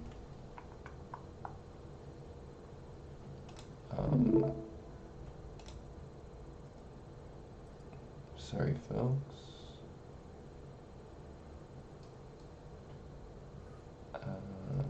So Nate, any word on when that's gonna be starting, or maybe question mark? We're just starting right now. Okay. We're doing a Dogwood game so people can see the live draft. Sure. All right. So we got. Do you have any preference, Mark, on the team? Oh, what are my options? Oh, I could either do the Mariners or Cardinals. All right, Mariners it Other than is. Seattle, let's say the Mariners. They went to playoffs this year, No, Cardinals. for the first time in Yeah, 20 so years. you guys are gonna be Mariners Ironically- versus Cardinals. The Mariners did not make the playoffs since the online servers were reinstated. Oh yeah, Oh, yeah. wow. So it's been since 2001. So everybody around here was all the baseball fans were super. So what you're, excited. so I guess what Nate's trying to allude to is because we brought the servers back, they made the playoffs. maybe. It looks Well, like the first pick was Ahmed there, Oh yeah, I gotta do Ahmed. and then we got Pablo being chosen, of course. I'm gonna try. I wonder if I can get the audio to work. I'm gonna mute myself. It doesn't look. Oh, there we go. Okay, so we went through, blasted through, got Amir Khan. Any faces you recognize? Oh boy. The style is very memorable Mm-hmm. of the animation, but I think that's Jorge Garcia there with the glasses and Oh tie. yeah, let's hear what he has to say. Yeah. I'll play. Like I said, I'm listed as having voiced him. I don't remember for sure, because sometimes things online. Usually those are from some sort of credits they found. Yeah, Take Jorge. good pick here. Got another donation. Yeah. DLW donates $18. Thank you so much, DLW. Really incredible. Showing out here, everyone. So awesome. Weren't the Mariners like a big reason that the game was created in the first place? There was just a lot of excitement around Seattle, right? Mhm. Didn't Merck get into that a little bit? Yeah, Merck talked about that last time about how when he pitched the idea, it was right around when the Mariners were, doing so well, and it was designed, I guess, because they did education games, and it was kind of like pitched as teaching kids how to play baseball.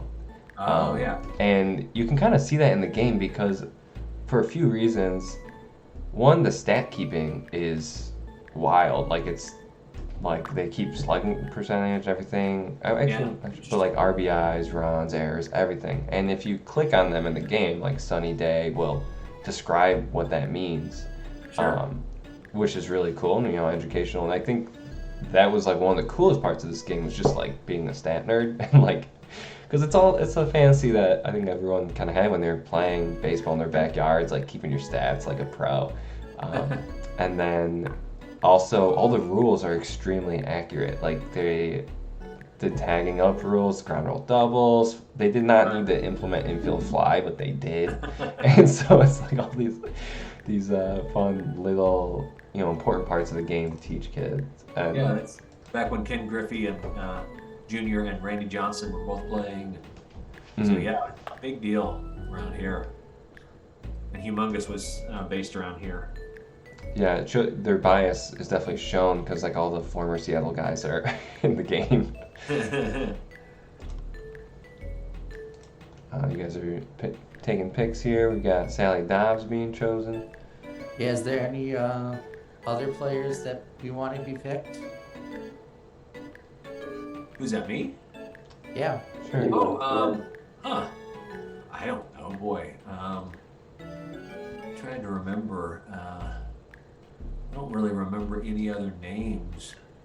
I remember the twins. The blonde twins. I don't know what their names were. Ashley and Sydney Weber. Oh, that's right. Yeah.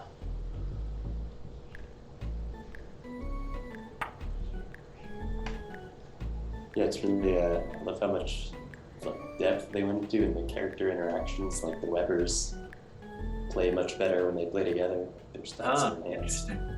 And they did all these like goofy little things, as Chip said. It just like added way more depth than a Sure. baseball game for 10-year-olds really warrants. Just all the personality that they put into each character.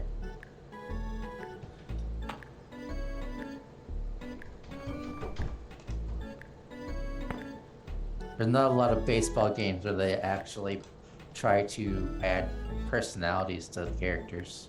Oh yeah, no, it was. I remember being very impressed with, because I had voiced a few other CD-ROM type games before that, and they were very rudimentary. And this one, for the time, the kind of details they put into it was really impressive. There it is. I was trying to find the Twitch TV link. Yeah, spread the word.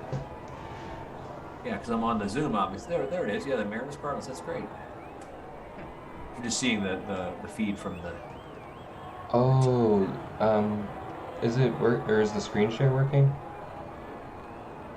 Yeah, you're good. Yeah, I'm seeing it on your On screen Zoom. share too. Oh, okay. I was just trying to find the link. Yeah, on. I can see I always it. have a little heart attack with like hosting these things. Yeah. It's a lot of technology. Yeah. So you guys are playing at Big City Stadium with a lot of crowd noise. Oh, nice.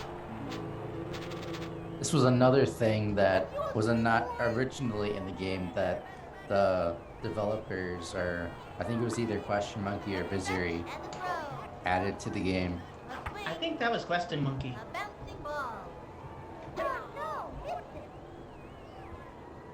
Oh yeah, I guess you're not supposed to be able to play here online, but we hacked the game a little bit, Question Monkey specifically. I like Big City Stadium, or whichever one this is, super awesome though. There's a mirror. It's, Yeah. of all the like parents of the kids that you see in the stands. Yeah. Like it's like, some guy that looks a lot like Ernie Steele, except Yeah, taller like with a Mikey mustache. Thomas's dad's just like him, but with a beard. I feel like this is a fitting field for celebrating 25 years of backyard baseball, which is amazing. Oh, there's Ken Griffey Jr. Yeah. You really want to Just seeing Amir reminded me that I remember that I think Ahmed played guitar and Amir played drums. Hmm. And I remember improvising some of that, like them doing, making the instrument sounds for Ahmed especially, that they were into a band or into music.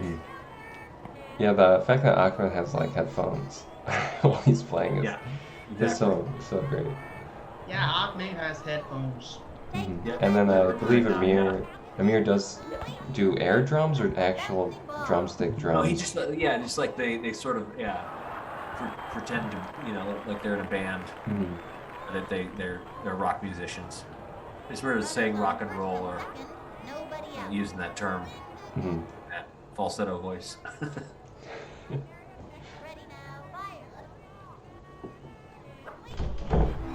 Oh, Ken Griffey Jr. struck out.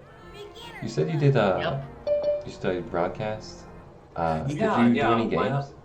What's that? Did you broadcast or do any commentary or broadcast? No, there? I never, I didn't do, I was more, I did radio and television and did on-air stuff and did a little bit of DJ kind of part-time stuff here in Seattle. Mhm. I did have a friend from, I went to a very small college in Indiana, and a friend who was from the time he was, 10 years old, he wanted to be a color commentator, a sports guy.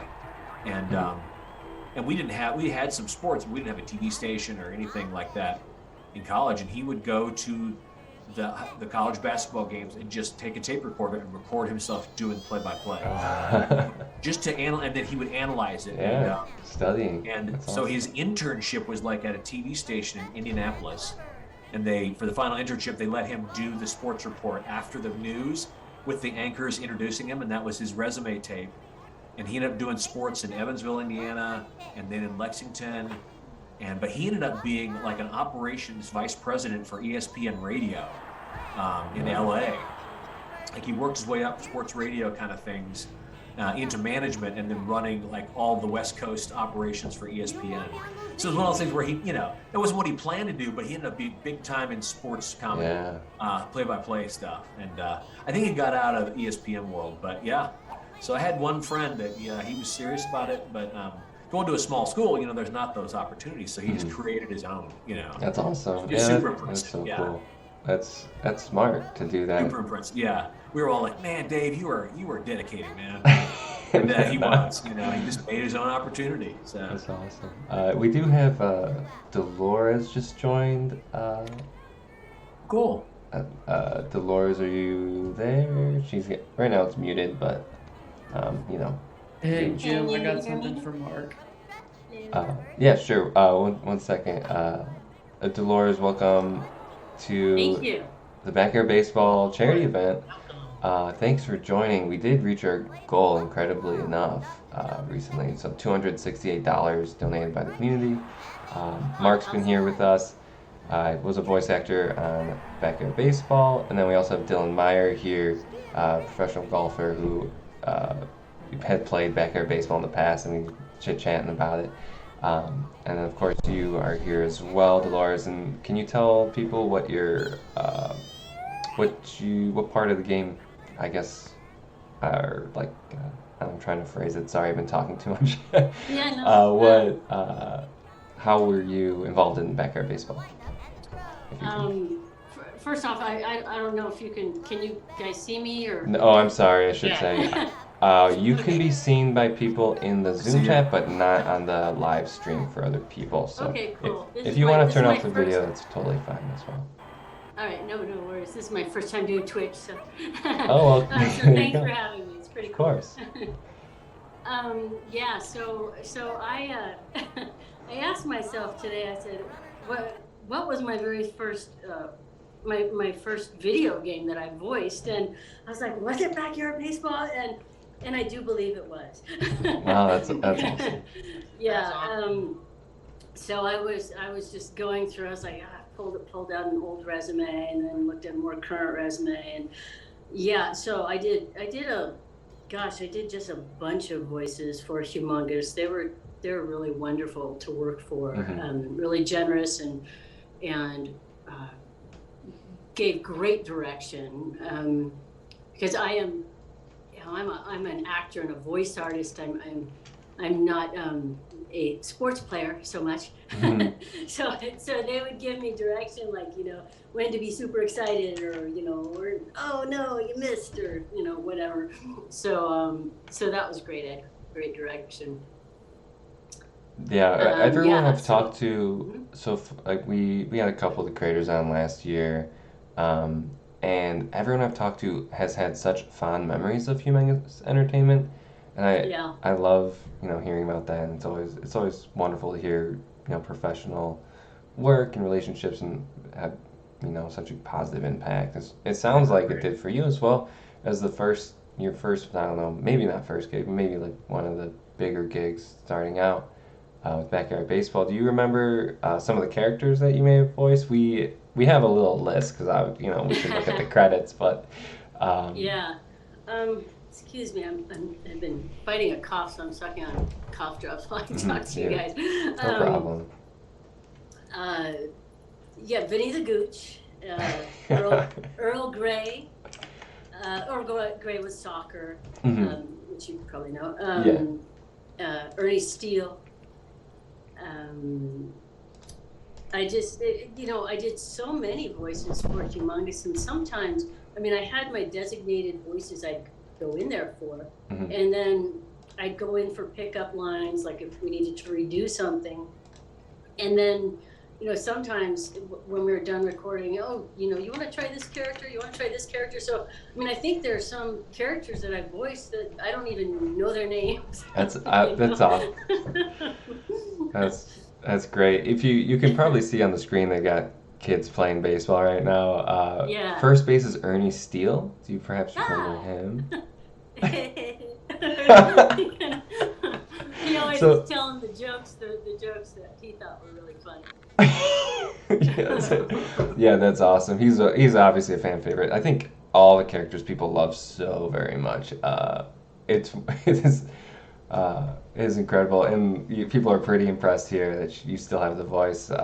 And that was one thing I was wondering, is like after 20 years, would you remember how they're voiced? Yeah. And I think that's I do.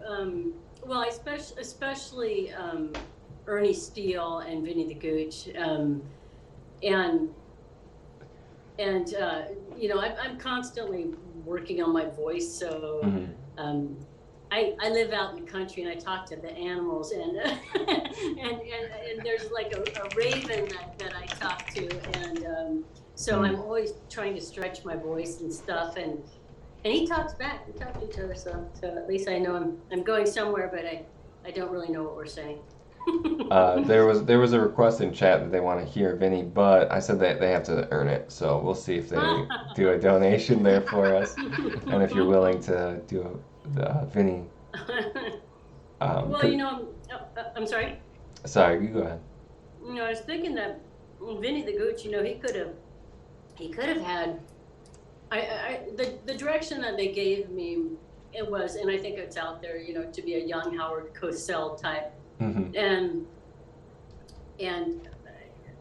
but I think about, like, he could have gone different ways. He could have been a kind of a tougher kid, a little bit more like that. Oh my gosh, I think. Oh. I was thinking like kind of like the Godfather, the Godfather. If a young Godfather, I'd have to practice that one. I'd have to hear it, but that's another take. Like, he could have gone that way. But yeah, I like what they had me do, and it was a lot of fun. And Ernie Steele was just, he was a fun character. Yeah, I love it. All right, looks like Golf Kid donated $5 for that one, so appreciate that, Golf Kid 100. Up to $273. Wow, that's incredible. Yeah, Ernie Steele's such a great character. All the characters are so amazing, and I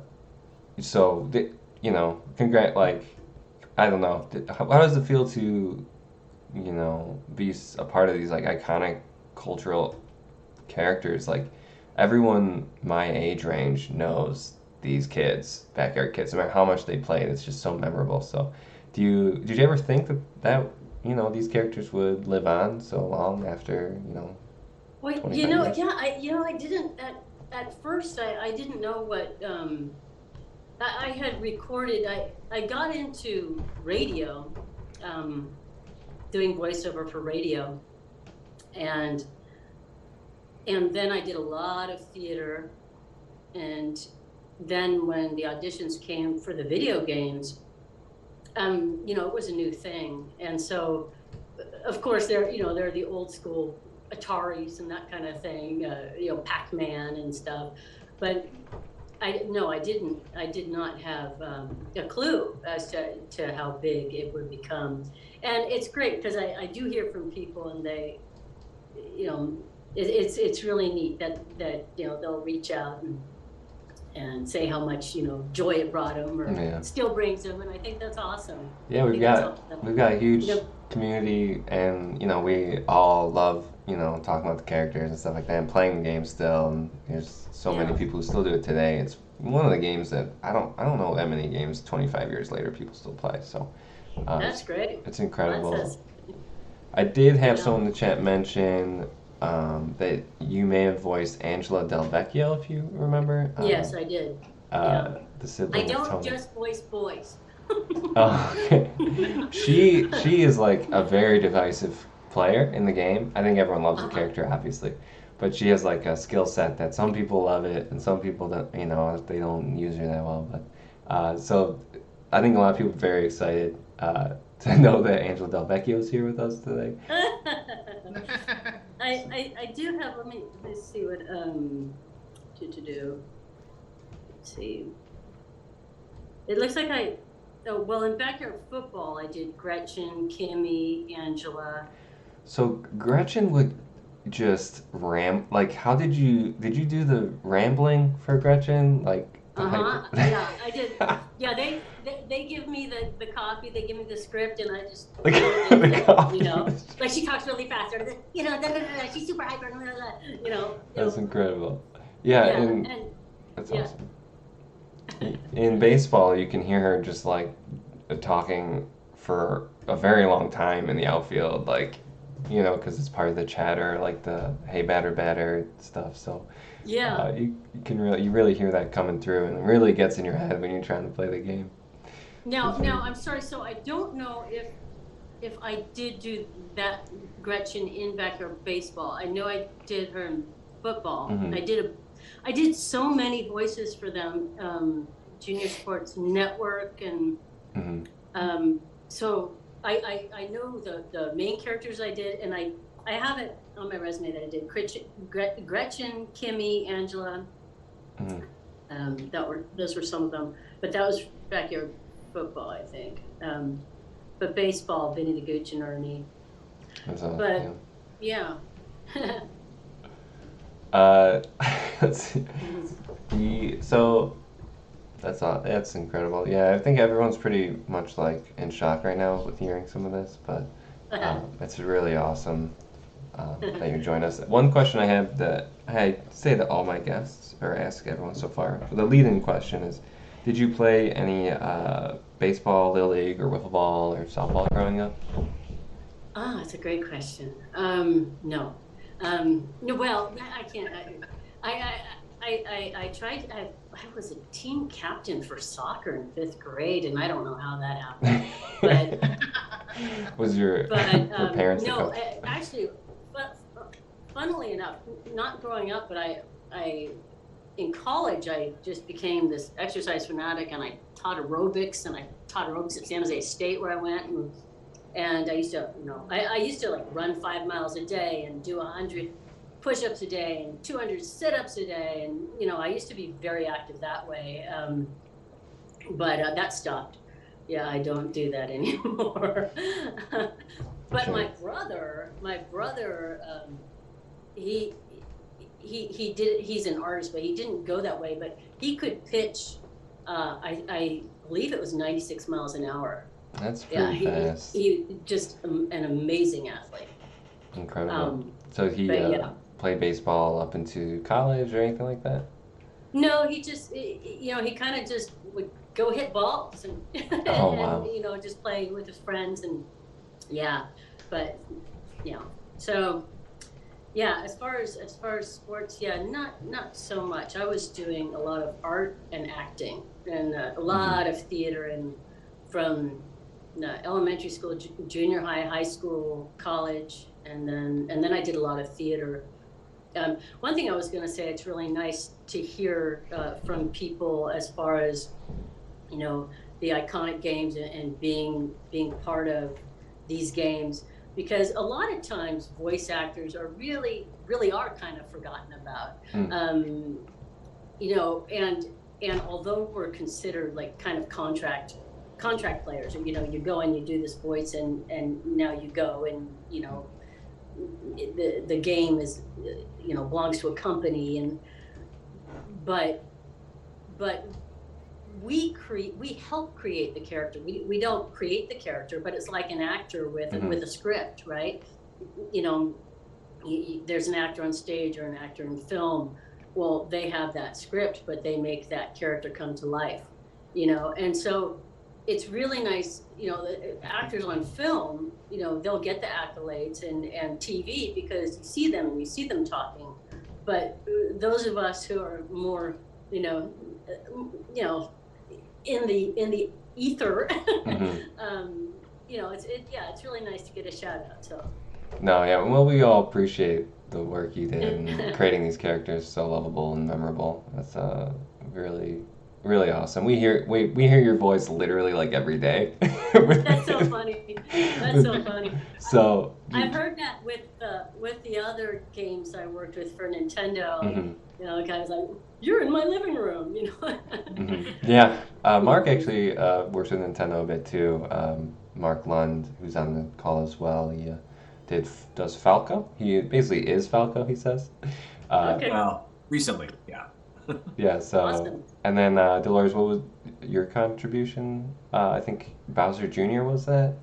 And Yeah, so I was the original Bowser Jr. in Super Mario Sunshine, Wow. and Wow, that's awesome. I love Mario Sunshine. That's a little cat on the call. He basically developed the online play by himself. Essentially, brought it back for Wow. you know, all of us to play together online. That's amazing. That like didn't happen 20 years ago, and everyone thought, you know, pretty much impossible to bring it back. So, Little Cat, huge contributor to this Wow. community, and you know, Thank you. That's really yeah. neat. Yeah, so we're all very grateful. We call him basically when he's mentioned in, you know, our chats or whatever, we call him God. We're just like, God, you know, God mentioned this or God mentioned that. So That's amazing. so that's what, you know, so yeah, we're really appreciative of that. And then, I'm sorry, I got off track. What was I going to say? Something about Nintendo. I guess I do have a question for the both of you. I probably know the answer already, but thoughts on, you also don't have to answer it if you don't want to, but any thoughts on Chris Pratt being Mario?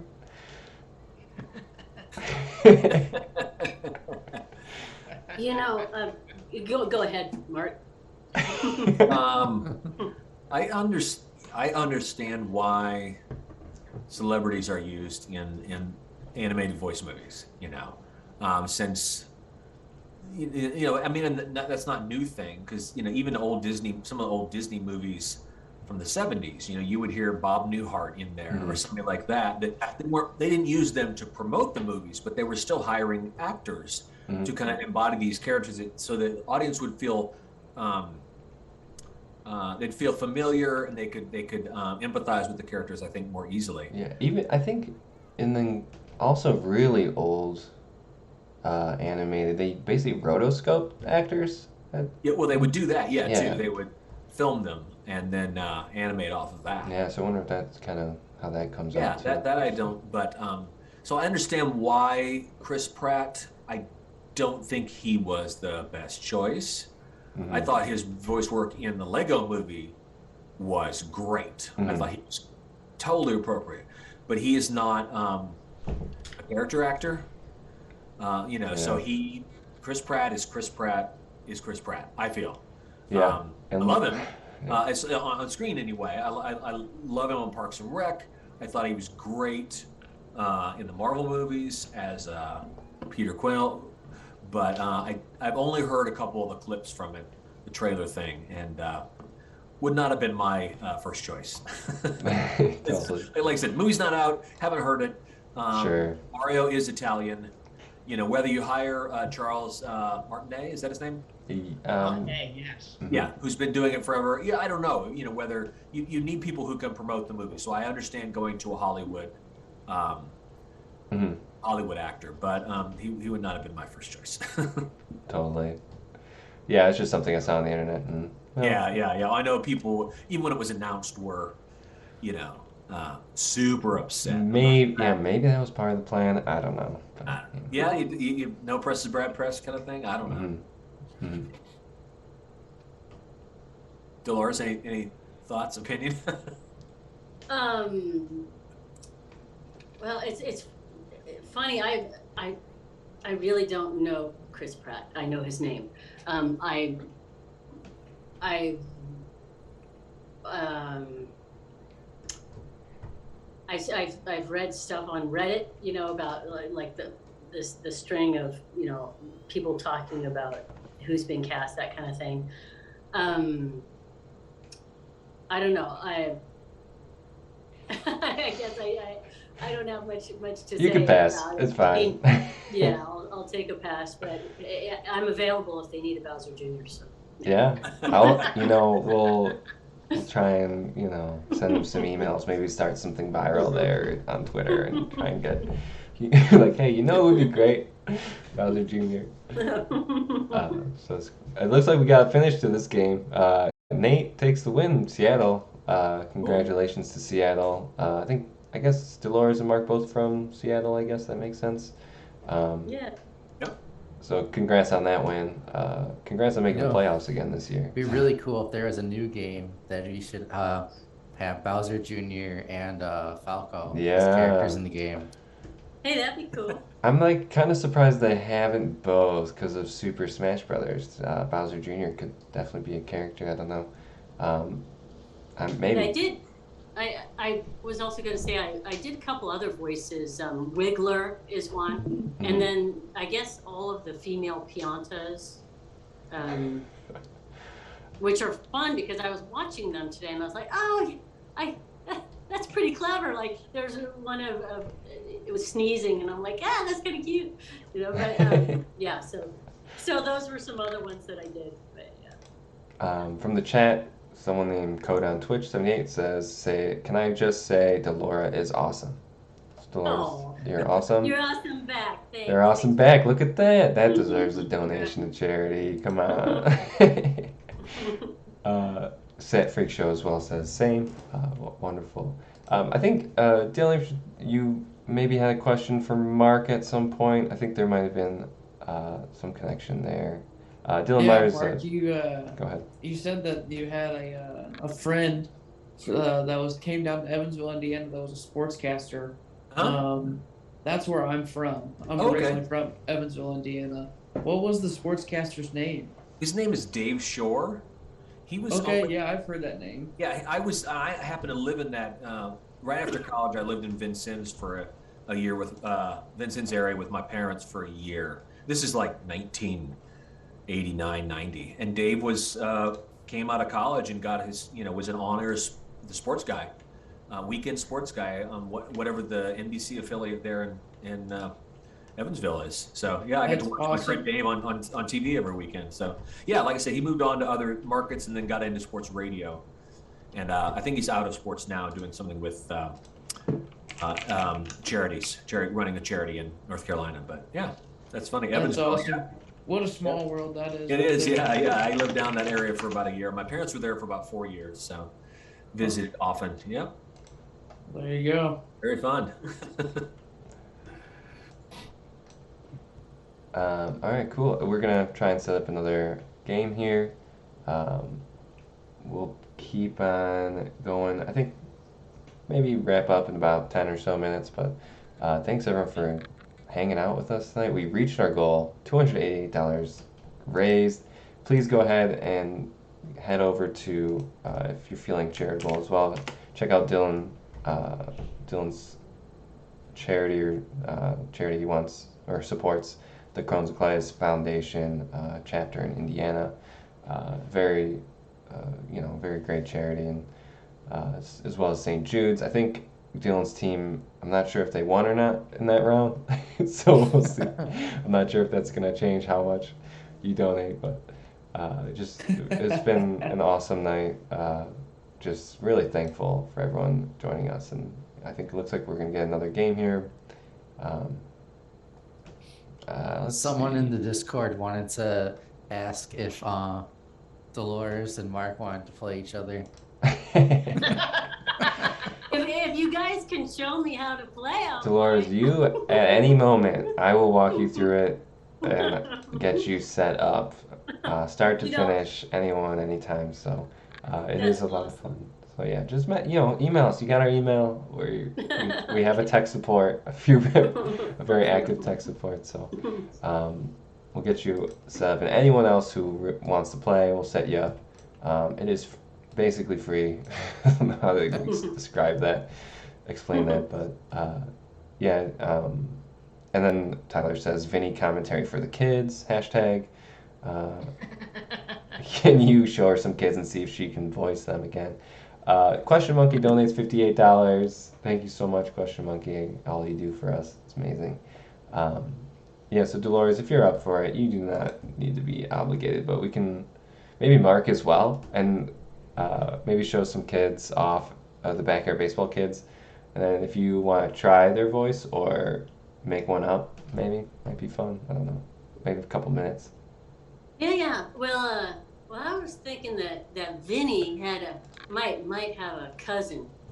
I was thinking Vinny might have a cousin called Jimmy, and Jimmy's voice.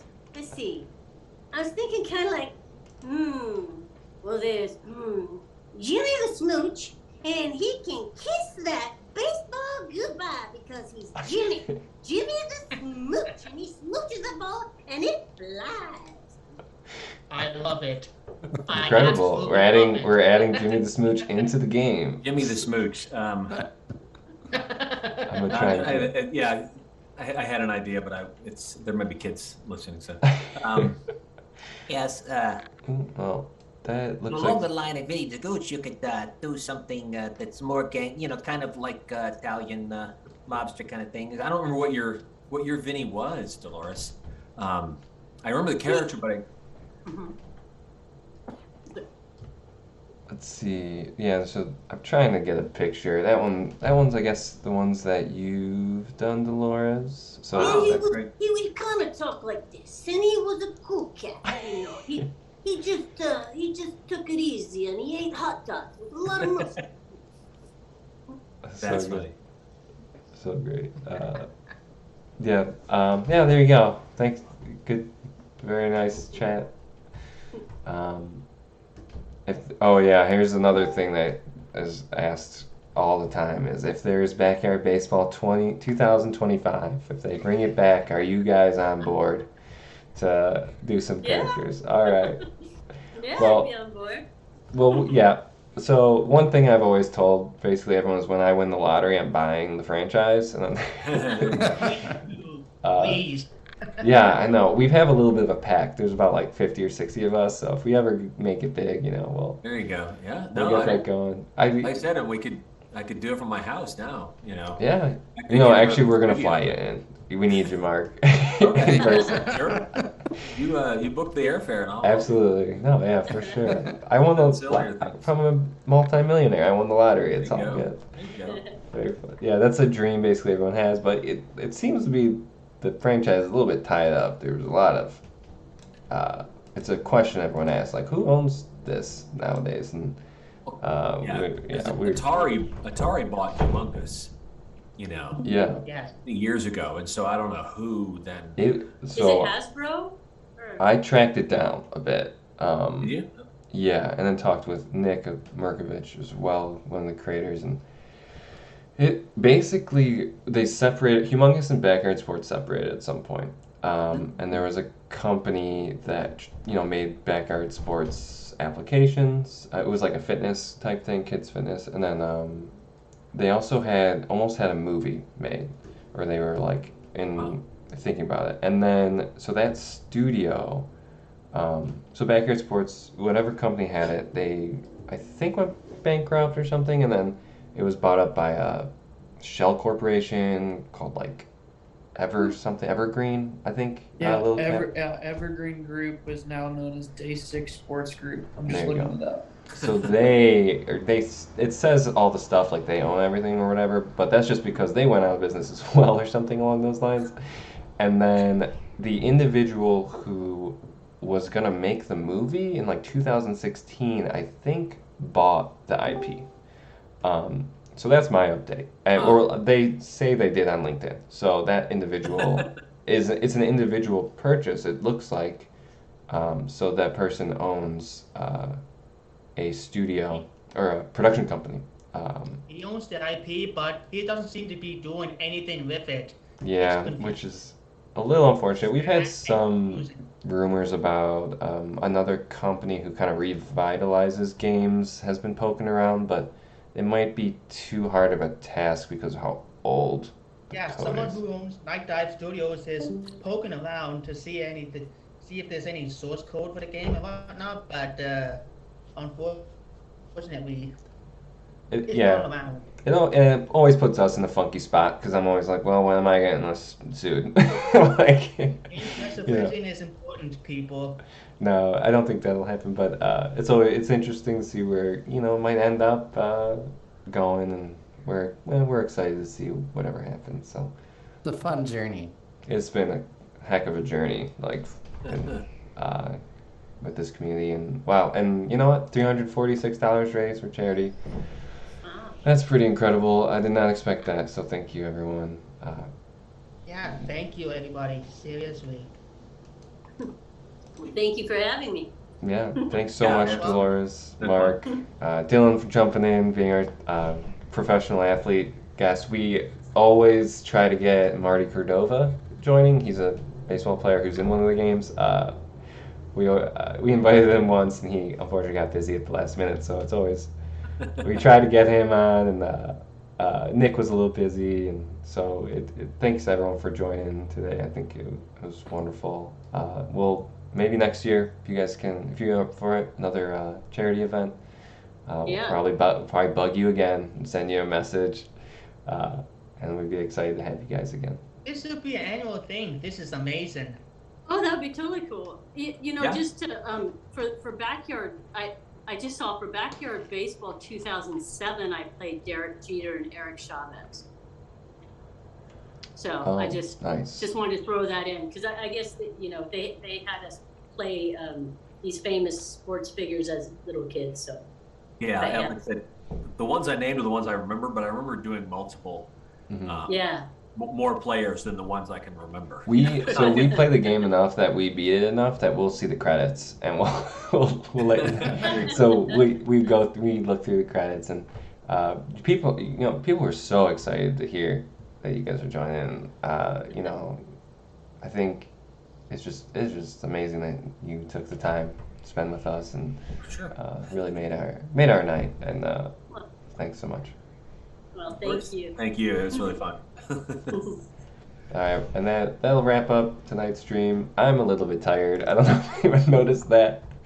It's late out there. Oh yeah, it's not too. I'm in the central time zone, so it's not too horrible okay. for me. But it's been organizing and everything. Thanks so much, everyone, for helping. Definitely a lot of volunteer help, and doing it all for a great cause. So I'm gonna end the stream. I won't end the Zoom call, but I'll see everyone. Bye bye. See you all.